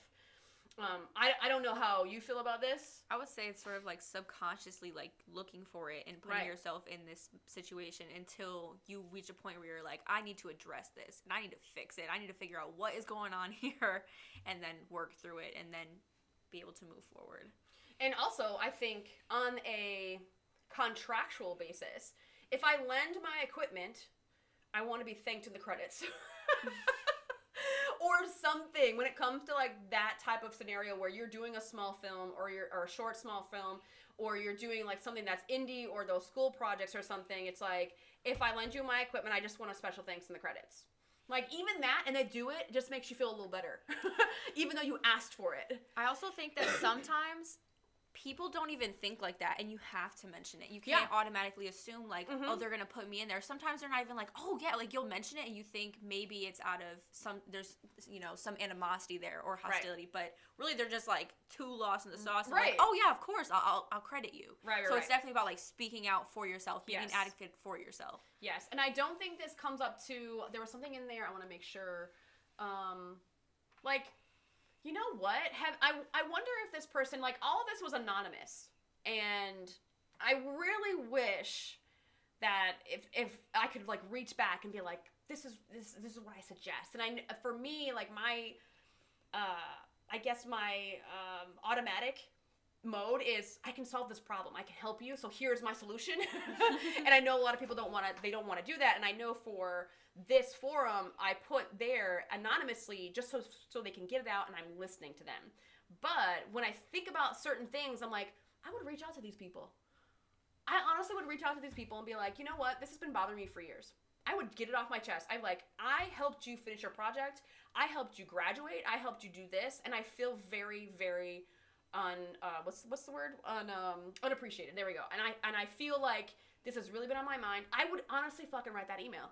I'd be like, this is fucking bothering me. I need to say it, and I'm saying it to you. I felt very used, taken advantage of, and like that is going to put yourself in a vulnerable spot, but also it's going to help get it out. Because I think that addressing the people that did you wrong and being like, you know what, you fucked up. Right. I think sometimes people are afraid to write that thing, or even if you write the email and just send it to yourself. Sometimes that could be also therapeutic for you I just need you to get over this hump to move on. Because obviously if you have gear and you're helping people make their shit, you're probably really good at what you do. And I think that it's not a matter of like, you know, I've really been thinking about how they've moved on and I'm not, because you're stuck in what just happened, right? You haven't moved on because you're still thinking about that this thing happened. And they're just fucking just so oblivious. They're just like living their lives. Right? Do you know what I mean? So I think that just processing this scenario, this trauma of being taken advantage of and being used will benefit you if you just write it out. If you're brave enough, fucking send that shit. I would say it also, if you were to send something, send that text, send that email.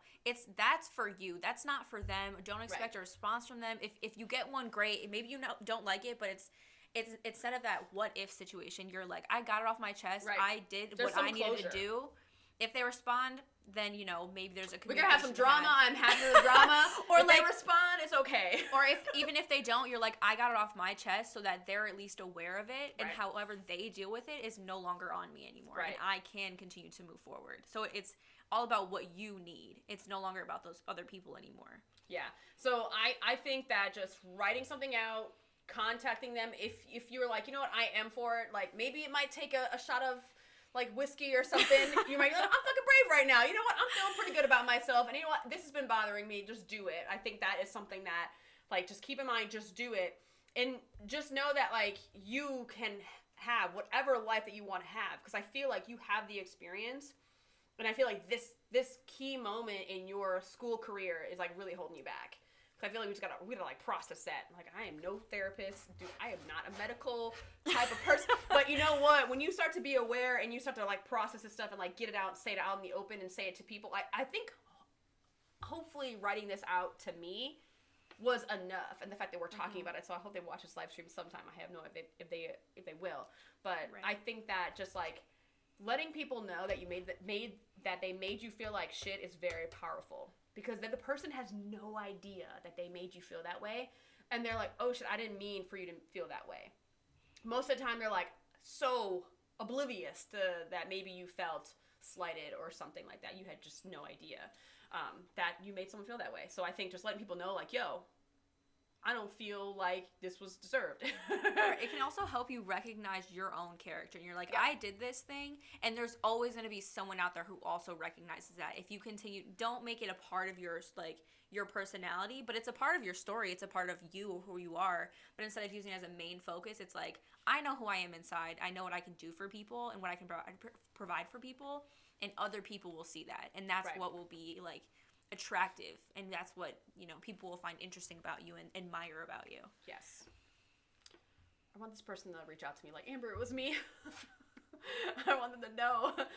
Finally, this was also another one where it was like a lot of paragraphs, and then I took like the one that I thought was like the most condensed thought process in it. Finally, I have a massive fear of failure, and for the longest time, a perfectionist mindset. There are a lot of things you can do to get away from the perfectionist mindset. It's like, first of all, we are not perfect. We are not meant to be perfect. We are beings that are meant to learn and grow, right? In order to do that, you cannot be perfection, because if you think about perfection, it's like this whole perfectionist perception. Right. It's like it's a unachievable thing. You will never get there because perfection doesn't exist. And I don't really know. It's funny, like, if a thing doesn't exist, how is there a label on it, right?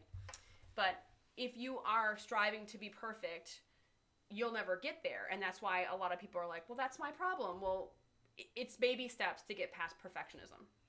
There are a lot of little things you can do to get past it. And it's just like, you know, maybe I don't know. I'm not a perfectionist. Some people, Rob called me a perfectionist the other day. And I was like, what do you mean by this? And I'm like, I'm not a perfectionist. So I'd be fucking up a lot. So failure. And I think everyone has a fear of failure, but you know what? And I know that there's a big campaign out there. It's like, embrace failure. Love failure. No one likes... I swear to God, I listen to the most bizarre things, Cheyenne. I listen to a lot of different things, and there's a big debate on no one likes to fail, right? This is overall, everyone likes to know that they're doing something right. They don't want to know that they're doing something wrong. And there's the other camp where it's like, no, you need to fail to succeed, which I have said this. I have said it But no one is saying that the failure has to be comfortable.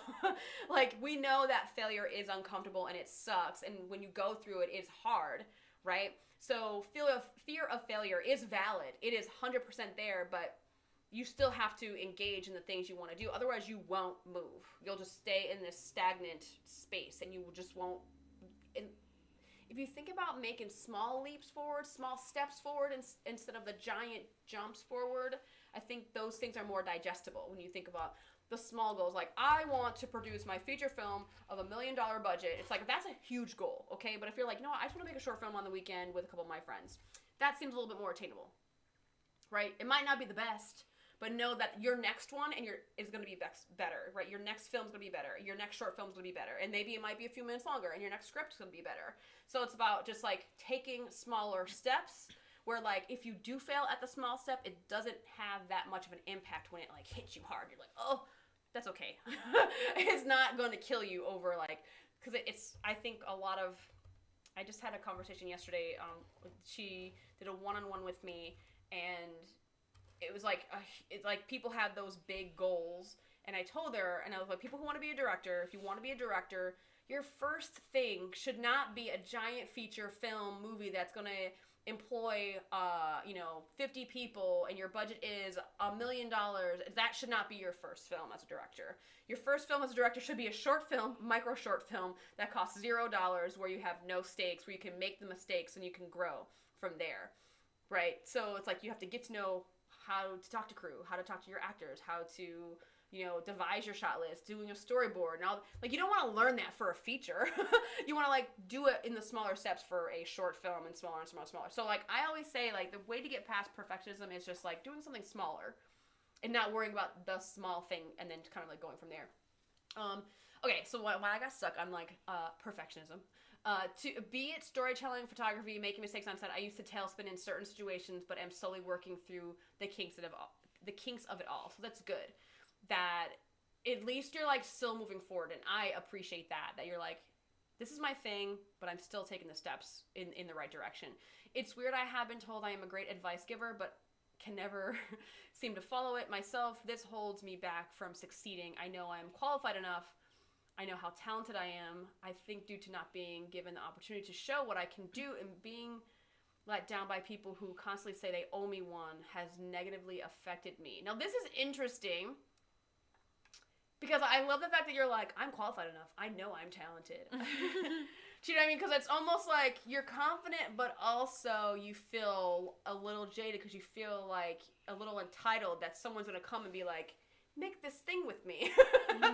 And be like, hand you an opportunity, which I think is interesting. Like, you're confident and entitled, which is also making you feel a little slighted, and you're like, why have I not made it yet? Because I'm so talented and I'm so qualified. This is like a very interesting, this is why humans are amazing, because we're so complex. So you're like, I have fear of failure and perfectionism, but also I'm moving forward, but I know I'm great, but also why the fuck isn't anything happening for me? I feel like I felt that on a personal level.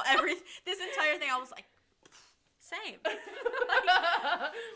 And this is interesting. It's like, this is very, very complex. And I'm not saying this is easy, because this is a very, like, I can relate to this, where it's like, yes, I'm awesome, but why hasn't this happened?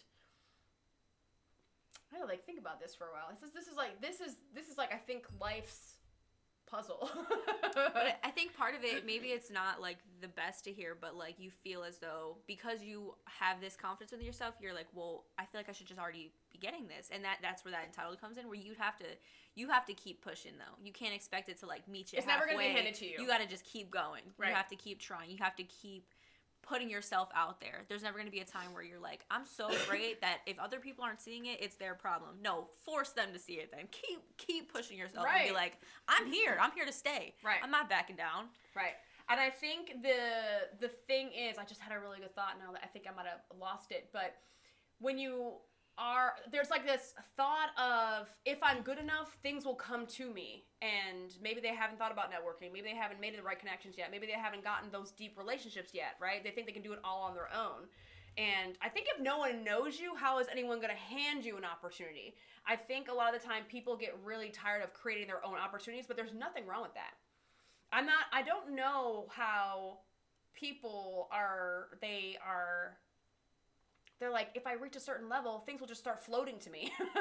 And I think that's a massive misconception, because if you look at any successful person, they have actively taken that scenario in their hands and been like, I'm the one that developed that show. I'm the one that pitched that show. I'm the one that worked on this thing, or I'm the one that raised the funds for my movie that I wanted to make, or I wrote that script for that thing. So it's like, they are taking it into their own hands, even though we have the lovely thing of public relations, this PR that everyone does. It's like this overnight success, or someone just handed them a contract, but you don't know the behind the scenes things that people are doing to get the things that they're doing. Does that I don't know if that makes sense. So like they're actively doing things to get the things to come to them, or they're actually they're reaching out and fucking taking that shit, and they're like, you're going to give it to me. And I think that you have to get away from, why are there opportunities not coming to me? Where for me, it's like, I'm going to create the opportunity now.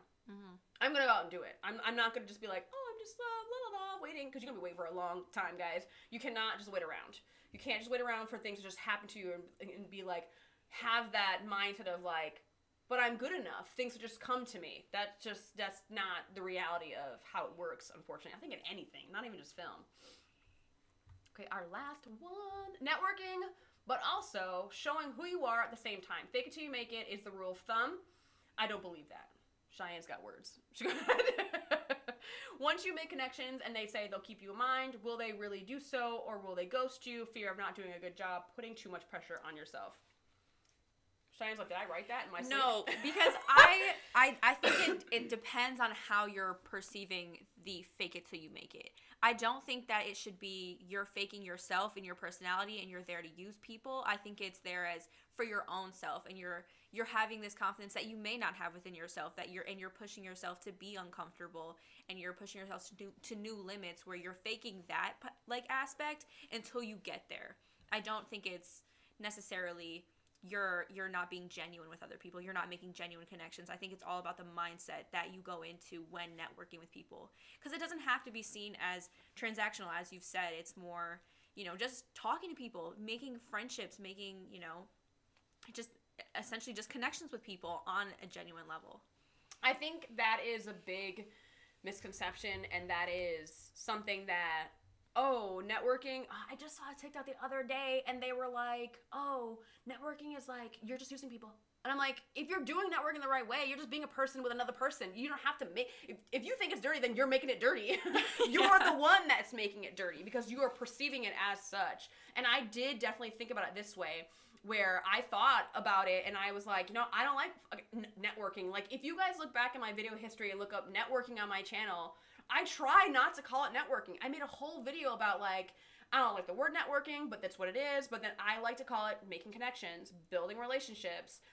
But that's what it is. You are building a friendship or a relationship with another person. It doesn't have to be this, like, nasty thing that people are like, oh, well, we know each other.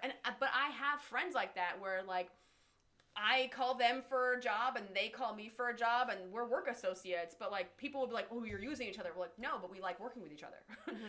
But sometimes I may not talk to them outside of working with them, but we like working with each other. So it's just like this networking, you can be who you are networking. For me, like, I'm introverted, and it's very hard for me to go outside of my circle and be at these networking events, but, like, I like talking to people. I just can't do it for so long. I was, like, out. Like, I was one of the first people to leave a networking event the other last month. I was, like, I was there for 3 hours, and everyone was still there. I was like, how are they networking for, like, fucking 5 hours? That would be me. As soon as I'm talking, I'm fine. I'm into it. I feel like I'm more on the shy side. Where we were talking about there's a difference between shy and introverted, whereas as soon as someone's talking to me, you got my attention, I'm open now, like, I can do people all night long. Like, it'll be fine. Like, she can do people all night long. That sounded really bad. I was like, I can talk to people, I can interact with people all night long. Oh my goodness. So networking, like, to be yourself and networking, like, no one is saying to be someone you're not, right? If I'm introverted, I can network on my own terms, in my own way. So that's involving me talking to one person instead of four, right? Because, like, extroverts are like, they want a group.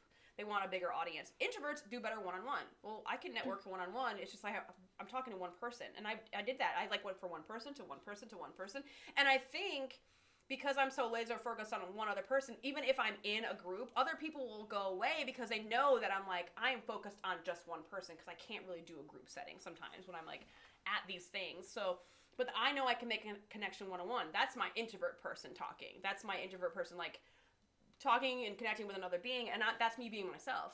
But like when if I am talking to a group, like that is a lot harder for me, and that's more exhausting for me. So, but the fake it till you make it rule, I think there is, I don't know if I've ever been like, I'm faking it till I make it. I don't know if I've ever implemented this in my life, but I did have a time in my life where I'm like, I want to be this type of person, right? When I was like trying to get over my anger and I want to be more likable, I want to make more friends, just on a personal level, not even just like networking in film and like work. I just want to be like a better person. I want to be more likable. I'm like, I want to make more friends.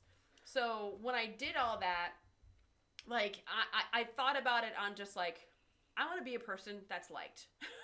And what is it about me that I could be or change or think myself to be more likable? And what is that thing? So I started to like think about like, what makes me great? What are my assets? And like, what is it something that people find in me that they like? So I don't think it was more like fake it till you make it. I'm like, I had a vision of my future self that I was trying to implement too, if that makes sense. I don't know if that makes sense. I think that makes sense. Like I had a future self vision for myself, and I was like, I want to be this person. So that could be fake it till you make it. I'm not really sure. I would love to just ask them and be like, what is it that you don't believe about it? Or how do you perceive networking first and foremost? And do you see it as that transactional kind of, situation? And what is fake it till you make it to you? Do you think it is faking your character? And I think fake it till you make it is... Do you know what fake it till you make it is? It's being resourceful. And it is a skill. Being resourceful, right? Because like I may not know everything, but I can figure out a problem. Do you know what I mean? And I think that is what fake it till you make it is, when you're like in a scenario of, I don't know this thing, but I'm gonna figure it out. And I think that's where your confidence builds. So I think maybe that fake it till you make it also is there's a big misconception with fake it till you make it as well. But for me, when you're thinking about like you as a person faking it till you make it, like no one's saying be a person you're not, because I think a lot of people who get into Hollywood or like the New York scene or whatever, they're like, I gotta be this like fucking cheery ass person, and you're like, oh my god. Right. Or even be too arrogant and cocky and be like, I know what I'm talking about. Don't. It's still about opening yourself up to learning. It's not fake it till you make it where you're like, oh, I don't need people. No, right. It's more so just having some sort of security within yourself to keep moving forward. So going to the next sentence, once you make connections, they say they'll keep you in mind. Will they really do so, or will they ghost you? Now, this is like, if they do, great. If they don't, who cares? Move on to the next person. Because sometimes what will happen is that you need to, if you are connecting with them on a real level, and I find this to be, everyone is not going to be your person. And people really get that mixed up. And I find it to be very frustrating for me to kind of like, not drill it out of a person, but you don't have to make friends with everybody. Everyone's not going to be your BFF, bro. There are people who don't like me, and I'm okay with that. You don't have to like me, but if we're working together, we got to figure out how to make this work, right? Like, you don't got to like me, but at least I will tell you that I respect you enough in order for, hopefully, to get respect back from them. You don't have to like who I am as a person. But then when I do have those people that I work with, and I'm like, yo, we're like totally bros, and we're vibing and stuff, like, that's great. Like, we love to have that, but that's not going to be everybody. So when someone says they'll keep you in mind, it's literally impossible to keep everyone in mind that they tell that to. So I think sometimes you have to do the job where it's like, keep yourself in their mind. Remind them. Follow up. The power of following up people, I think, is very much underrated, and people don't do it enough. So perfect example is like, I'm at this networking event. I'm at a networking event, and I get real excited. I make a connection with this woman who has the dot card, because I was getting mine. It didn't come in the mail yet. And I was like, oh my God, I just ordered mine. That's how we connected, and we started talking. There's like something like that where like I wanted to talk to her. I didn't really know how, but then like I saw that she had that, and I was like, oh, this is my connection with this person. So we ended up talking. her thing loaded. I thought it saved into my phone. It did not, because it has some really bad Wi-Fi in this bar and no reception. So that's the drawback of these dot cards. If you guys know what I'm talking about, I'm sure if Amanda's still here, she'll put it in the chat for you. But it's basically like it's a thing where it like pops on your phone and like your profile pops up and you can save the contact to your phone automatically. Well, I needed to talk to her because I had a question about casting, right? Because she was a casting director, and I was like, oh, this is great. And I could not find her information, and I wanted to follow up with her the next day. Everyone I exchanged number with, I followed up the next day or the day after. And I think that's the thing that matters, because you can meet someone at an event or somewhere on set or whatever, and you don't follow up, they're not going to remember who the hell you are. So you have to let some time pass, and then follow up. Because, like, oh, yes, I met them. We talked about, I don't know, hot toddies at the friggin' restaurant or something, because I had a hot toddy that day. But we talked about the dot card, and so I lost her information, but I found her in the Facebook group that I found this networking event in, and then I messaged her on Facebook, and I said, hey, I talked to you, this and that, your information didn't save, here's my email, would love to connect with you, I had some questions, blah, blah, blah. So, like, I at least made that follow-up happen within that group that we were both a part of. So the follow-up is very, very important when you want to like keep someone in mind. But also, all the people I say that I'm going to keep you in mind, I'm hoping they text me at some point if they remember something about me. You know what I mean? And I think that is if you want people to remember you, give them a reason to remember you, not a bad reason. Whether it is like, oh, I thought about this, I saw this article, it reminded you of you, like, hey, or maybe you have those memories that pop up in your like, do you have, like, my Google Photos will send me, like, a memory of, like, this is what happened a year ago. And you're like, oh, hey, remember this thing? Like, a picture.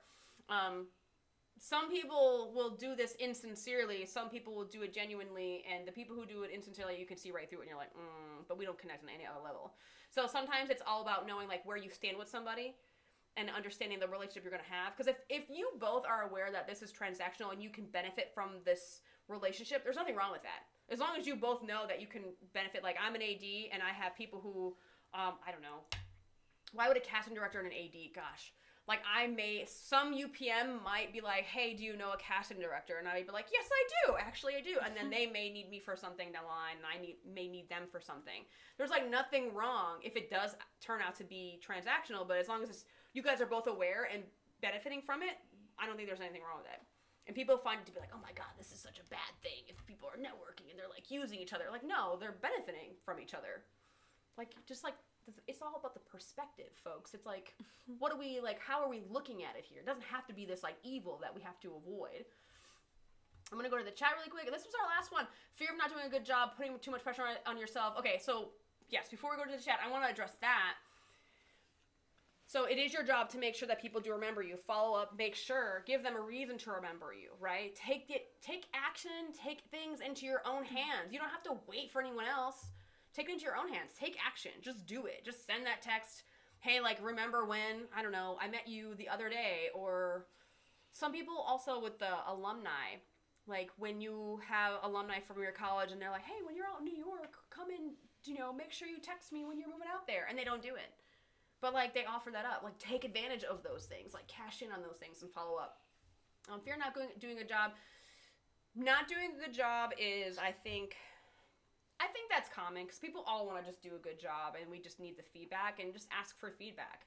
Because if you didn't do a good job and you ask for feedback, they're going to tell you what to do right the next time. And then you can do a job on the next one. So, hopefully, if you have that open communication, you can get that feedback from someone. Putting too much pressure on yourself, I think that is hard because you do want to do a good job, but then once you start putting pressure on yourself, then you don't do a good job because you're too anxious about doing a good job, and you start messing up because you're thinking about it too much. I think we just have to just like take a breath, step back, and just be like, I'm going to take it hour by hour on set. I'm just going to just take it hour by hour and not worry so much. And that is very, very hard to do. It's like gotta take a breath. Like, literally do breathing exercises when you're on set. Sometimes it happens. Like, you have to do it. And allowing room for mistakes. Like, there's gonna be something. Like, I'm gonna mess up. And instead of letting it be so detrimental to your health, you're like, okay, I know what to not do next time. And I feel like that can relieve some of the pressure, too, within itself. I have some things in the earlier, my issue, I think I'm a couple behind. So the industry is so small. There was a PA at a gig in Ohio who worked with someone I know who used to work in New York, who was over here on holiday, got a call from someone higher up in the Bahamas. Let's see. When the PA screwed up. I feel like I'm lost. I feel like I'm missing information here. Like, I don't know. To Sandra, I hope I'm saying your name right and you're still with me. This was a little bit ago. I'm trying to find a film community in Dallas, but it's so hard. So definitely Facebook groups. Because sometimes an actual physical community in spaces, that costs people money to like rent venues and stuff to actually have these meetups in physical spots. So that actually is a challenge for someone. But also, like, I would say, like, if you think that you have a couple of people who are interested, like, why don't you just get together with a couple people once a month and then it can expand from there, right? Like, I think a lot of people are afraid to start their own things, or at least don't want to put the effort in to start their own things, which I'm not saying that's you, but you can take it into your own hands and start your own community in your city. And I think some people are like, no, but no one wants to, and I don't know anyone. Like, there are so many people around the U.S. in small towns that want to get into film. You just have to find them, and you have to communicate with people and reach out. So, and that was something that was coming up in some of the other responses to the fear of getting in film. The form that I sent out is that a lot of people are like afraid to, they want to work in film, but they want to stay living in a rural area, and they want to stay where they're from. And it's like they have that, I don't want to relocate. I would say if you get to a spot where 6 months you work in New York, 6 months working in, and this is, people have done this where they work a couple months out of the year in the city and then they go out to wherever their other house is through the other months of the year and they do different jobs. So it's like you can build the life whatever you want to build. I think that people get really stuck in like the limitations that they're making for themselves. Because like for me, I mean, it's really funny because Rob, like maybe a year and a half ago, was like, oh, so you're either going to be an AD or work beyond film school. And I was like he thought that once I got bigger and bigger as an AD that I would just stop being, you know, someone who helps people get in the industry and like I would stop beyond film school altogether. But like I can do both. And I think a lot of people they get caught up in like doing one thing or the other. And it's like you can design your life the way you want. I think a lot of people think that you have to be boxed into a certain lifestyle. I'm not saying it's easy, guys. I mean, life isn't easy, let's be honest. So I'm willing to waive my anonymity. I have had those conversations about getting things and said, yeah, sure, when they didn't bother, I have spoken to them in person all about it. Oh, wow. So you have spoken to people all about it, and thanks, Obi-Wan, for like sharing with us, because we really had like a whole analysis about this. So now I'm like, oh no. My issue now is being stuck in the same area and them being still in the area in their cliques. What I need is a new start away from where I'm living. And I think, you know what, sometimes you do need that. Sometimes just like getting away into a different area, it does help, because I feel like the community can be so small. Like, for example, like once you start working in Buffalo, like everyone in film in Buffalo, like you know everybody. But when you're everyone knows everyone. Yeah. So, and even like that being the second biggest city in New York State next to New York City, like when you go to a different area, you feel like you have like, and it's kind of weird, like I would do different things when I went to Australia for a semester. I was like a different person. I feel like I definitely did different things and was wearing different things, saying different things, and just being a different person, because I was like exploring who I was. And I think sometimes you do need a different area to help grow. So I would say like I wouldn't be against that if you did move to some other place. My issue now is being stuck. Okay, I went with that. This one about fear of failure is also mine. I like the advice about making short stuff first. Now I just need friends. So I think like that's whole thing. That's a whole, like, a lot of the stuff that people submitted, it was hard for me, because I'm like, these are like deeper issues more than like, why can't I get into film? Because it's like you're facing problems about who you are as a person. And I did this myself when I was going on my journey of like trying to figure out like my anger issues. Why are all my PAs quitting underneath me on a whole project? And I did have that. And that was a big eye-opener for your question earlier, because I was like, how did you know you weren't likable? Well, because my PAs kept quitting. Like, there was one project I worked on, and like I just could not keep a PA, and it was over and over again. Like, people just were like, I don't want to work with this person. And I was like, I think it's me. I'm the problem. It's me. Hi. Like, honestly, it really was. And I was like, I have to reevaluate how I'm leading a set and how I'm treating my staff. Am I being too hard on them because they are entry-level PAs? So it was like, you have to really, I mean, if I could afford therapy, like, I could probably use my insurance now because I have DJ insurance, thank God. But back then, when I was like going through all of this, I was like reading a lot of books about trying to figure out who I was and deal with these problems and like what makes me likable, what makes me not, like making sure that I, like, for me, I think my superpower is not giving a fuck. Like, sometimes just did not care if people liked me or not. But then when I started caring if people liked me, I was like, okay, well, not everyone's gonna like me.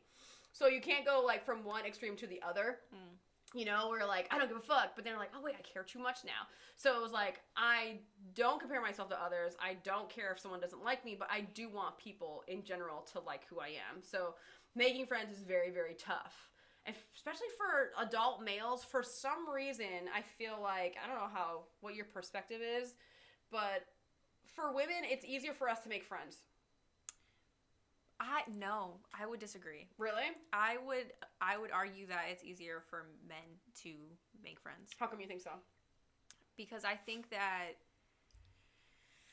without getting a little too deep, I think there's a lot with men, they just kind of like feed off of each other. It could be like the smallest thing and they're like, oh, we're bros now. Where women kind of have to build up a trust, we have to build up some sort of relationship, but also not have this animosity towards one another and this judgment towards one another and this competition towards one another, because, you know, we're constantly thinking about everyone else and not just a one-on-one connection. But that's just my personal opinion. I think making a genuine friendship with other women is a lot harder than men.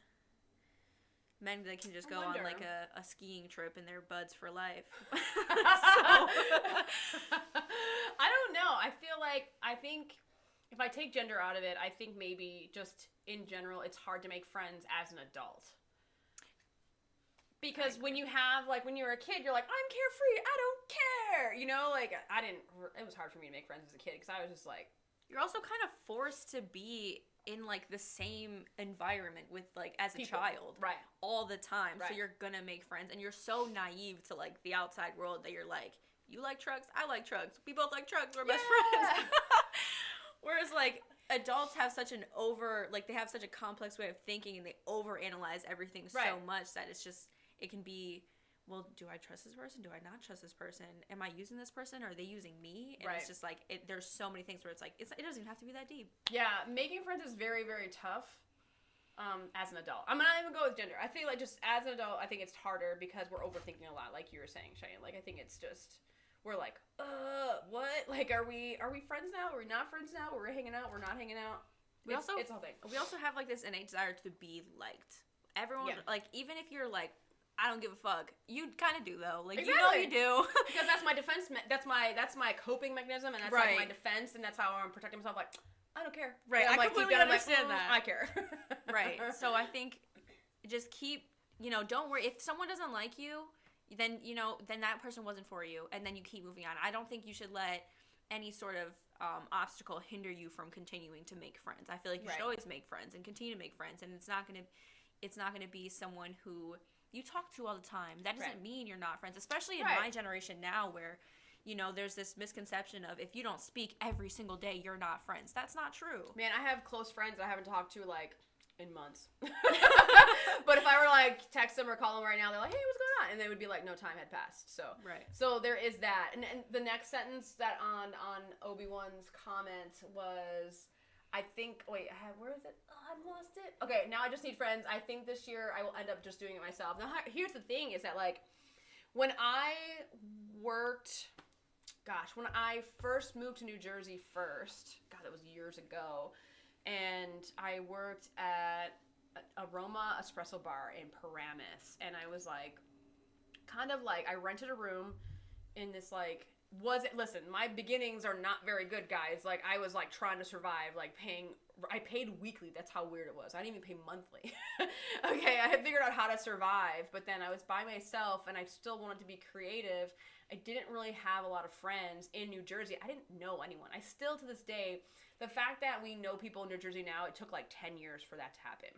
Like, I just didn't have any friends. Really, I had a couple that were in New York, but like my day-to-day, I didn't really have any friends that lived near me in New Jersey, and that was really hard for me. But I still wanted to create stuff, and I think that had to do a lot with like me creating Beyond Film School sometimes, or like the beginning of like my YouTube channels before Beyond Film School was a thing. Like making videos, being creative, and like making a short film by myself where I did do the camera stuff, I did edit, I did shoot it, I was in it, I wrote it, like I did all the things myself, but I still needed that creative outlet. So I definitely encourage, if you don't have anyone that you can do it with, definitely do it yourself, because I feel like me making that short, and it's funny because the short's called Attention, it's me expressing myself, the fact that I didn't have anyone with me. So I was like really going into like this creative thing where I'm like, I feel very alone. And that's what the little short film's about. So I definitely encourage you to still create something, even if it is like, I'm going to do it myself. Well, definitely do it yourself if you can. The other thing I was going to say about that is sometimes you just don't have, when you don't have the people around you, but even if I did have the people around me to do it, I don't think I would ask them to help me make this thing. And it's more like I just want to try it myself and make this thing myself, because then I had that fear of, well, they're going to judge how I'm doing it, how I'm shooting it, how I'm going to edit it, or what this is. Like, so I feel like you can get very, very vulnerable when you have the people around you. Like, I could not imagine having someone just help me with a personal project. Like, doing this right now actually is kind of a good exercise for me, because having, like, you in the room while I'm on a live stream is actually very hard, because I'm like, oh, this is another challenge to performing with someone who's in the room with me. Whereas normally it's like, no one's in this room, I'm talking to the camera, and you guys are there, you're commenting, all the stuff, right? And now, like, I'm getting used to having people in the room with me while I have to have a conversation from it. So it's like an extra level of public speaking. It's like a different type of thing that I'm working on. So, like, having people around and having people work on something that's your creative craft is actually very, very challenging. And I know that it's hard to do that. So, I mean, do it yourself if you gotta. I would say, but don't use it as like a cop-out, though. And prevent it from you from finding those friends. True. I think that's important to be uncomfortable. Be okay with being uncomfortable. Like, it is the key. You're gonna be like, all right, and it's not, uncomfortability doesn't last forever, because you're gonna have those ones where you just come back to yourself and you're like, oh, well, it doesn't matter. Are you gonna remember that one moment in 10 years? Are you remember it next week? Like, it'll be fine. You're right. I can't really recall where, like, I've definitely been uncomfortable. Like, I know I've had this feeling, but, like, can I recall an exact situation where I was uncomfortable? Yeah. Also, I think being uncomfortable, let's say there's something that is on your mind and it haunts you at night. That is such a great conversation starter. Like, I love to ask people, like, what's your most embarrassing story? And then, like, we laugh about it. And then it's Cheyenne, like, can you tell us your most embarrassing story? We're not going to tell you my most embarrassing story. But it's just, and also just, like, connecting with someone on, like, little things like that, because other people are feeling the same way you are, and you're not alone in that. And I think recognizing that you're not alone, even though it feels like it, is so important. I also am one of the only people where I live willing to pay for crew, and the fact people who said I owe you one to me always flake at the last minute, even though I am offering proper rates and food. Yo, people are shitty as fuck, though. I mean, it's gonna happen. It sucks. Like, you know what I mean? Like, the fact that is a thing. Obi-Wan, we will meet in person one day. It'll be like, right, because you're from Ireland, I believe, right? We'll meet in person one day. I'll make a full evaluation and be like, this is the thing. Like, I don't know, because some people are really weary of people who are too generous. Like, myself, I definitely have been in that boat where I'm like, why are you so giving? Is there a catch? Like, what is wrong? Because some people are just not. So people are very weary of people who are like, is this a scam? What are you trying to do? So it might be giving people red flags for some weird reason. But I mean, I guess I don't have an answer for that. Robert Tierney, Amber, when again is your film career launch pad workshop happening? So my next workshop, my new workshop, is happening March 10th. You can go to my website, beyondfilmschool.com. And then I have all my courses there, but this one's March 10th. This is like a special one because it's really the thing that people are missing when it comes to their film career. And there's a lot of really good exercises. It's in person. It's going to be in Brooklyn. It's going to be 9 to 5 on a lovely Sunday. You might have to miss church, but it's going to be worth it, I swear. Just go on Saturday night. It's going to be fine. So March 10th is my next one, beyondfilmschool.com. It's all there. I really want to get people to get in this workshop, and I have to keep talking about it because it's something new. It's like the next level. Because it's not about, like, being a PA or, like, you know, how to do lockups and stuff, which I love my Set PA training class. It is very, very fun. But this covers, like, the other area. Like, I cover a smidgen of it in my Set PA training class. Like, I cover, like, maybe 20 minutes of this. It's expanded out, and it's, like, really the thing where it doesn't matter if you're trying to be in directing, producing, writing, editing, camera, grip. It leads to all roads, basically. It is the thing that is going to give you the skills to make sure you keep going forward. So, and it does have to do with a little bit of the networking that people don't want to do, but it's all about, like, being yourself, paying it forward, and just, like, meeting people where they are.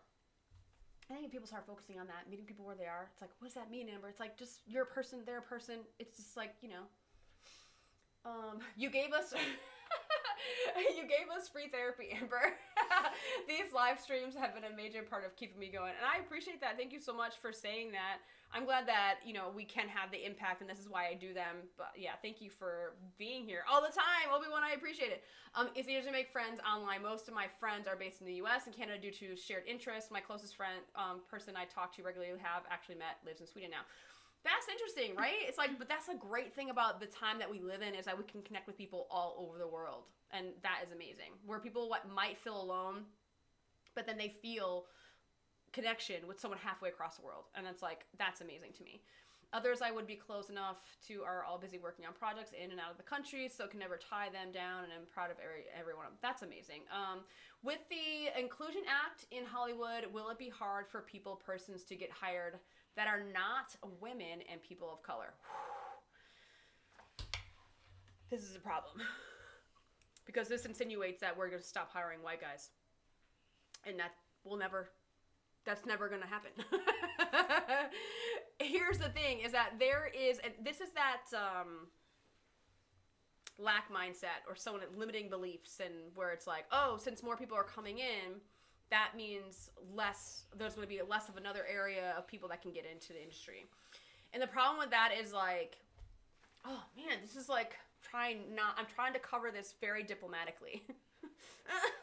Okay, so I have to say this because here's the thing, is men have dominated the film industry for decades, since the 30s, okay? Like, barely women were acting, for God's sakes. So the fact that you're like, is there going to be a less chance for me? Well, here's the thing, is that I know the whole affirmative action people are hiring, they tend to believe because a woman was hired, or that a person of color was hired, that person is not qualified enough, and I think that's bullshit.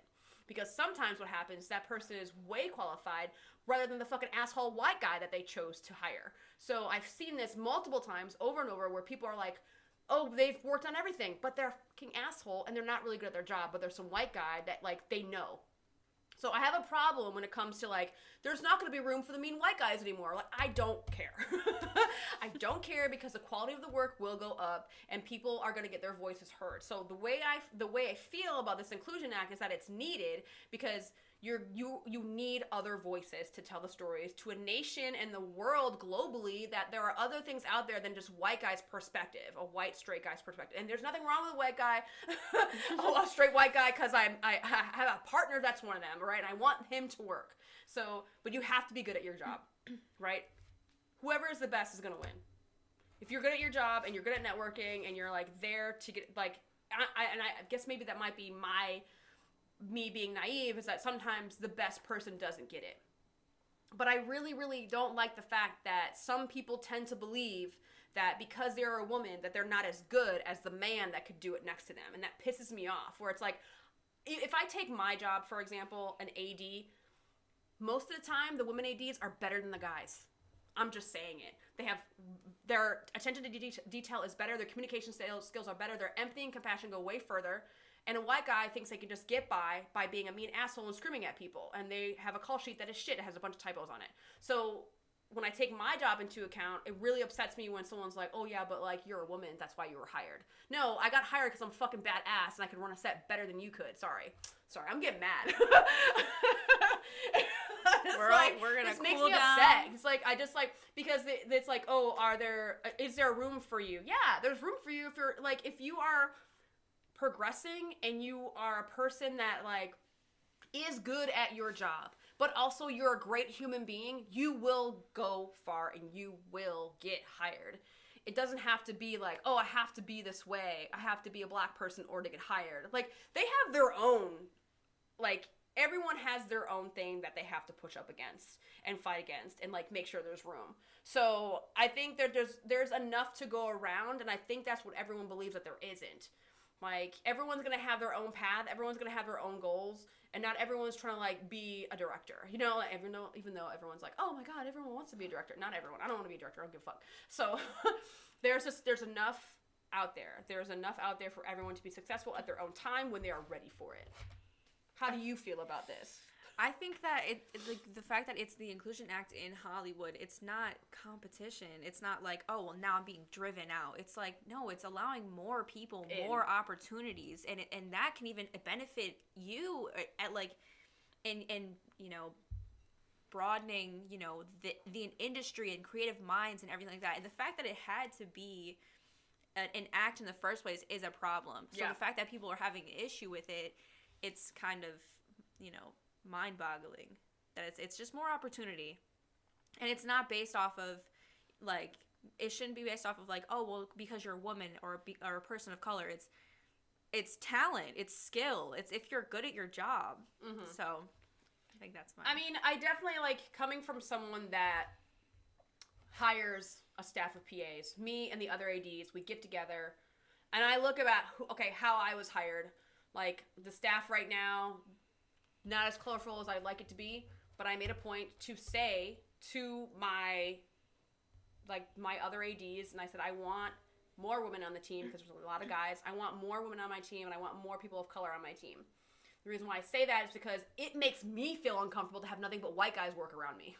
And I want other women, I want other people who are, because for me, I don't know like how you feel about living in Buffalo. Like, me, I grew up in Buffalo, super diverse in Buffalo. Like, I went to a high school where like it was like maybe white people were like 40%, and then like the other half was like the other 40% was black, and the other like was at 40, and the other 20% was like Asian, Puerto Rican, and like I don't know. There was like a lot of it. It was like half and half. It was like mostly half and half black and white, and then you had like Puerto Rican, and then you had like there were some Asian that we had in there too. So it was very, very, I didn't go to a high school where it was like nothing but white people. Right. So for me, when I am in a scenario where it ain't nothing but white people, it makes me feel very uncomfortable, because my upbringing was the very opposite. Whereas like where I lived in my community, I was like one of only a couple white people. And where I went to school, I was only, you know, part of that small percentage where I was a white person. And actually, like, I like white passing because my dad is native. So, like, no one knows that about me. When they see my dad, they're like, that's not your dad. I'm like, yes, it's my dad. They don't believe me. But, like, I'm around people in my family who also are not white people. So, like, when I am around a staff of nothing but white dudes, white straight dudes that are, like, they're the first, they're the UPM, they're the key second, they're the second, and then I'm, like, the slowly like key PA, or like nothing but like dude, white dude, and like going down the line, and like I'm the like only woman on the staff, and I'm like, what is happening right now? It makes me feel very uncomfortable. So for me, I do it for my own comfort that I ask for diverse people, but also we interview these people, and so 9 times out of 10, and I really like the last set of interviews, you'll be surprised how people prepare for their interviews. The people who were good at interviewing, who were prepared, had great answers, they knew what they were talking about, that you can tell that they practiced. You can tell they put effort into interviews. The white dudes that we interviewed did not interview as well. They did not dress well. They did not speak well. They did not prepare as much as a woman did, or the other people or the other candidates that we interviewed. And that has happened across the board. So that tells me about like how some people will use their gender and their race just to get by. Where it's like, they're like, oh, well, I'm a white guy, so like I don't have to put the effort in. Which that is a pretty bad perception, because that's what I got from all the interviews that we did.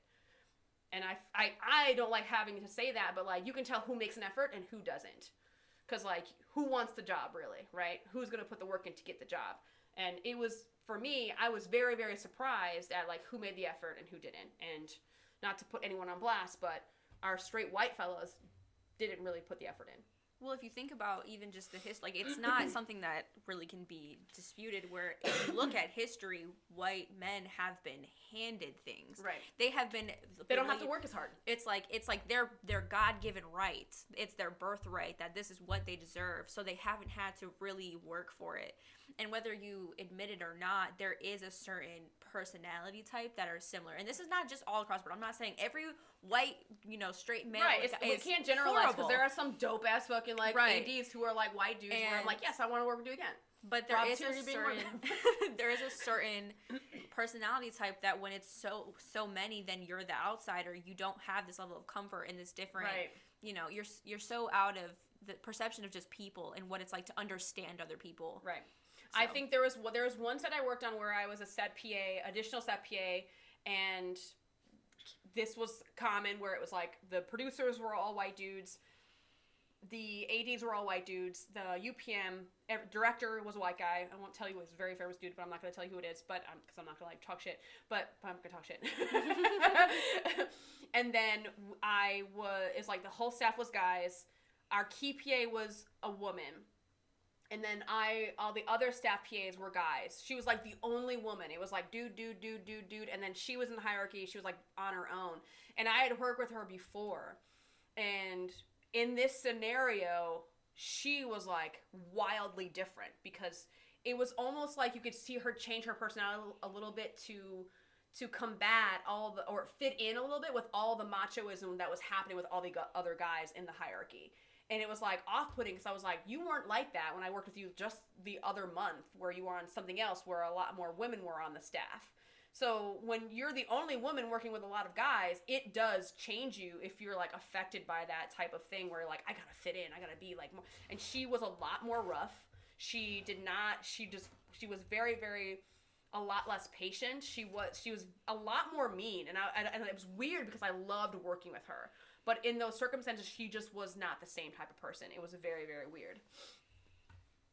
Let's see. I'm going to go back. So, being authentic, be your authentic self. When you network, don't be fake or phony. Yo, facts, Amanda. I am planning on taking your PA course. Yes! Take it. Take my PA course. Or the workshop in March. Film Career Launchpad. That's really cool. So you'll be in NYC. You'll let me know. Is there. I have another class coming up. So my February class is currently sold out, and I have like 5 people on the wait list. So your best bet to sign up for my next Set PA class is the one in June, or you can really get like, you're not really going to need Set PA class if you take the film Launchpad class, just saying. The fact that the Inclusion Act was ever needed in the first place is a damn shame, because talent comes from everywhere, and most of the best crew members are not white, straight men. Yo, fact. Just echoing what Cheyenne was saying, that's what I'm talking about. Exactly, my last gig, I was the only Latina on set. My key PA asked me if I'm bilingual, to which I said yes, and it helped the production a lot, especially when I did lockups. Exactly. Like, it just helps to have different types of people on set, guys. Some of the best producers, 80s editors, writers, directors, screw it all crew are women and people of color, or part of the LGBTQ plus community. Yo, facts. Sometimes you just need different people to make shit work. Like, I'm sorry, like, I don't know. There's just a different appreciation for people and understanding other personalities when you're in those kinds of communities, and you can connect with people more. And I think being able to really connect with someone on a human-to-human basis really does help. And you have compassion and empathy for other people. Mm-hmm. And I think, personally, I do think that those communities have more of that. Yeah. Because I think the struggle is, like, real. And that's how you connect with people. Yeah. So I did want to say, and I want to go to the other end, because the Inclusion Act, where I believe in a diverse set, and a lot of women will definitely disagree with me. So if you disagree with me, yo, let me know. It's okay to disagree with me. It's fine, because I am not the end-all be-all of, like, the film community, right? So I don't agree with an all-woman crew. I don't find that to be conducive to a diverse set because we're all women on a set, right? So we may be different types of backgrounds, ages, races, but the fact that we're all women on set, like I know there are a lot of women out there that strive to have an all-woman crew, but I just don't believe in that. Where I'm like, no, because we're still, that kind of defeats the purpose of being diverse. For me, I feel like you gotta have all of the things, and I don't know. We were very, very close to one set that I worked on having a lot of women, or most of us were women, but that it happened on accident. It wasn't on purpose. There was like a couple of guys were like, oh, great. But then they got a picture of like all of us, we were on set and we were like lined up, and it was like all of us were women. It just so happened to happen that way. Like the picture just, we were all just kind of like, we were looking at this one shot because we were in, it was like, you know how apartment buildings can be like, there's like a U, and then it's like the walkway will come up, and it's like U's around the walkway. There was something that we were waiting for. We were all looking up at this one camera angle that we were trying to do, and it just so happened that they got a picture of all the women on set, and it was like the majority of the crew, and I was like, but I don't really condone an all woman crew. Like I just don't. It just takes away from diversity for me. I don't know. But someone were like, "You fucking crazy, Amber." I feel like I can kind of understand, wanting I an all-women crew. I understand why women want to do it, but I think it being the main, like, always, all the time, then that's just, are you just shifting the problem? Right. That's exactly how I feel. Yeah. Robert Tierney says thank you. So Cheyenne has some questions for me. I don't know if you've asked a number of them throughout the whole thing. Yeah, so they're a little thrown in there. But I did want to go back to being a woman on set and navigating as a woman on set in a male-dominated industry, and how you have sort of dealt with that, because you have to be assertive in a way, but you can't be seen as aggressive, and you can't be seen as, hostile, but also I'm hostile as fuck, guys. You can't be too much of a pushover and allow people to not take you seriously. So how would you say you've balanced it, or what have you utilized in your career to be taken seriously but be respected at the same time? So the way I look at my career in film is that I never looked at myself as a woman in film. I don't know why. I just was like, I want to work in film. And I think that is what separates me a little bit from other women, because they saw themselves as a woman who works in film, where me, I was like, I'm just trying to make it. I'm trying to because I know how it's hard for everybody, right? And then add on that I am a poor person who has no contacts. Add on the fact that I am a woman. Okay, well, if I was a woman of color, that would have been like another layer to it. But like, I didn't look at myself as a woman who was trying to break into the industry. I looked at myself as a person trying to get in. And that is, I think, the one main perspective that I survived off of for a very, very long time. It's only been recently where I've saw it where someone treated me like a woman, just recently, not when I was like coming up. So, but even then it was like very, very light. It wasn't like, oh, you can't do this job because you're a woman type thing. But I think for me, I have a very rebellious default. So I tend to just go against the grain all the time. And in my earlier sets where I was in camera, I was always the only female crew member. And I did notice it. I definitely did notice it because, and it would be weird where, I mean, I guess that's unfair because a lot of the hair and makeup people were women. But when we say crew members, we don't really say that they're crew members, but they're like, everyone expects the hair and makeup folks to be women, right? And not to say that there's not male hair and makeup wardrobe people, because there are. But most of the time, your females will come when it's the hair and makeup wardrobe department. But I was the only one that was like grip electric props, camera type of crew member. I definitely was the only woman a number of times, and I definitely would be like, And it was kind of funny because of this one project I worked on. It was a feature film shot in Buffalo. It was in March. It was fucking freezing out. Oh my God. And I'm 5'4". I'm a 5'4" woman, and then I was the second AC. I was a second assistant camera, and then my immediate boss was the first AC guy. He was like 6'3". So if you are familiar with the job of a first AC versus a second AC, the first AC is like focusing on like keeping focus, making sure that the picture is sharp, right? That's their main focus. That's funny that their main focus is focus. Cheyenne's like, you're an idiot. But their main job is to make sure the picture is sharp. And my main job was like helping set up camera, moving those tripods, getting the lenses, keep an eye on the gear, making sure the batteries were charged and all that stuff. So I was doing a lot of the heavy lifting.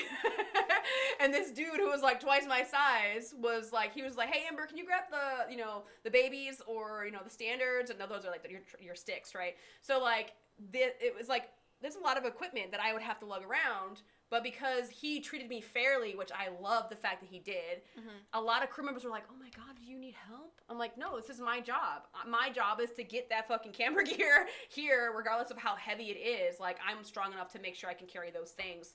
So, and I never got discrimination from men because they were like, oh, you're willing to roll with us? You're a crew member? Yes. It always came from other women thinking I couldn't do it. Because they are the ones that are not, like, it's interesting because they saw themselves doing it, and they're like, I'm not carrying that heavy stuff. So it would come from other women more than it came from men. Which is, for me, I would always be like, don't treat me like this. Like, you're making it worse for me. Right. And that does happen a lot of times where other women will try and, like, and sometimes it's not intentional. It's not intentional. They don't mean to be like that. But it is apparent where other women will compete with you. Also, there's that thing which I hope is fading out. I don't know. For the women who are watching this, I have no idea how you feel, but if there is like a lot of guys and like maybe like one or two women, they feel like they have to be the alpha female and they have to like stomp out the other female for some weird fucking reason. It's like, okay, that's like the whole alpha female, alpha male thing is like fucking dumb anyways. Like, I'm just like, it's stupid. Like, are you proud of being the alpha male or alpha female and like calling yourself that? Anyone who does that, it's like, you're an idiot. Sorry. I'm the alpha female. I'm like, why are you saying that about yourself? Like, it's just the fact that you're saying it is like weird to me, right? I don't know. So I think being a woman, like, I don't really get doubted. And there would be guys who would test me to see how, like, where my limits were. So the one thing about me is that I was not afraid of confrontation. I was not afraid of someone yelling in my face or getting aggressive with me. And I think that's where my benefit is that I can get aggressive like a man. Because for me, like, I was a tomboy growing up. I really saw myself as a male for a very long, not like trans or anything like that, but like I feel like I had more masculine energy for sure. So like for me, I felt like it was natural to be aggressive. So when I am talking to other women, I have to dial it down. So that's the other thing with me, where I have to reverse it, where I have to like, okay, now I have to invoke my feminine energy a little bit more. But most of the time, like, I fit in very well because I had that masculine energy a lot. And the guys, to see where I was, they would test me and they would try but then once they knew that I was gonna go head to head with them, they stopped testing me and then we became friends. So they will test women to see, are they gonna cry? Are they gonna like get emotional? Because that is a thing where it's like, oh, you're yelling because you are a woman. Well, no, the other guy who was just on set for the last episode was like screaming his head off. So we definitely have to approach how we lead people and how we are assertive, because then we get called, a bitch sometimes. So I'm not afraid to be called a bitch. You can call me a bitch all you want, but I'm still gonna get you on time and like get your set done on time. So you can call me a bitch all you want.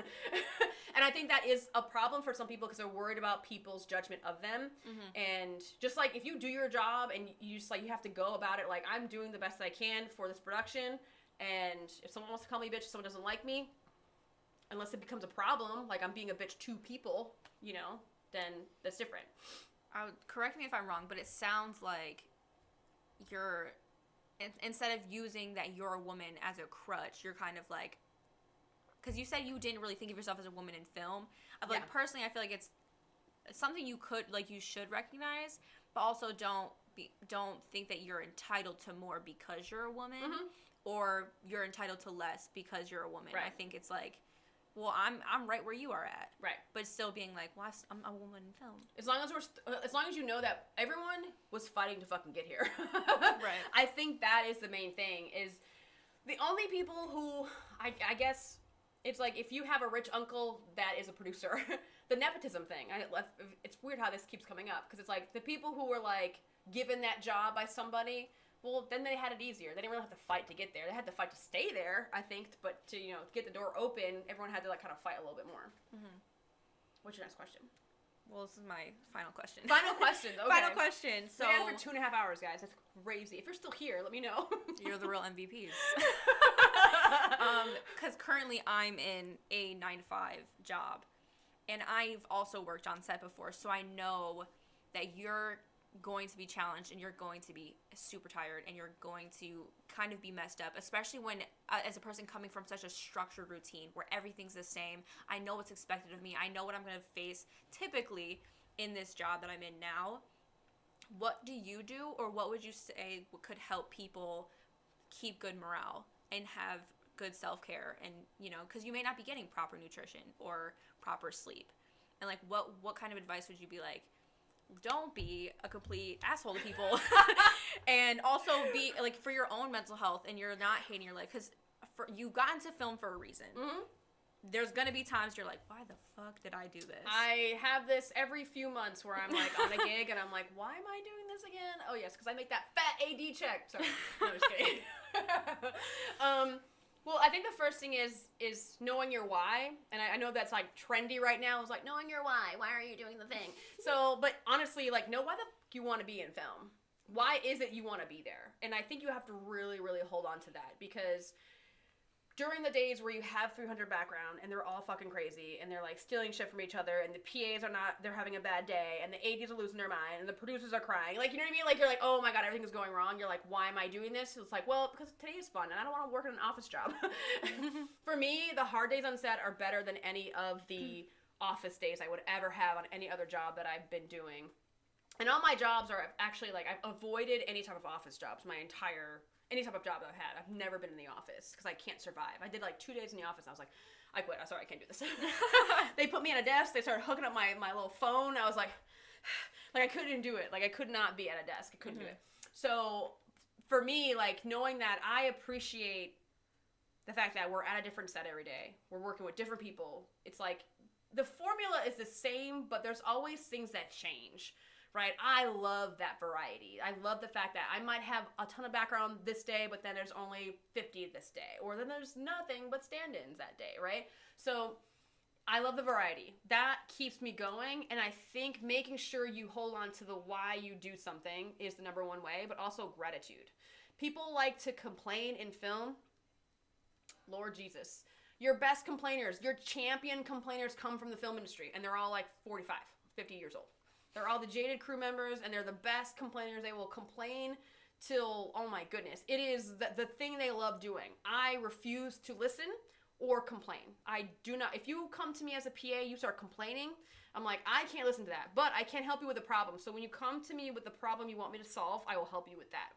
Or if you're my coworker, if you're another AD, you start complaining, I will listen to you complain because you're one of my bosses probably. And I'm like, okay.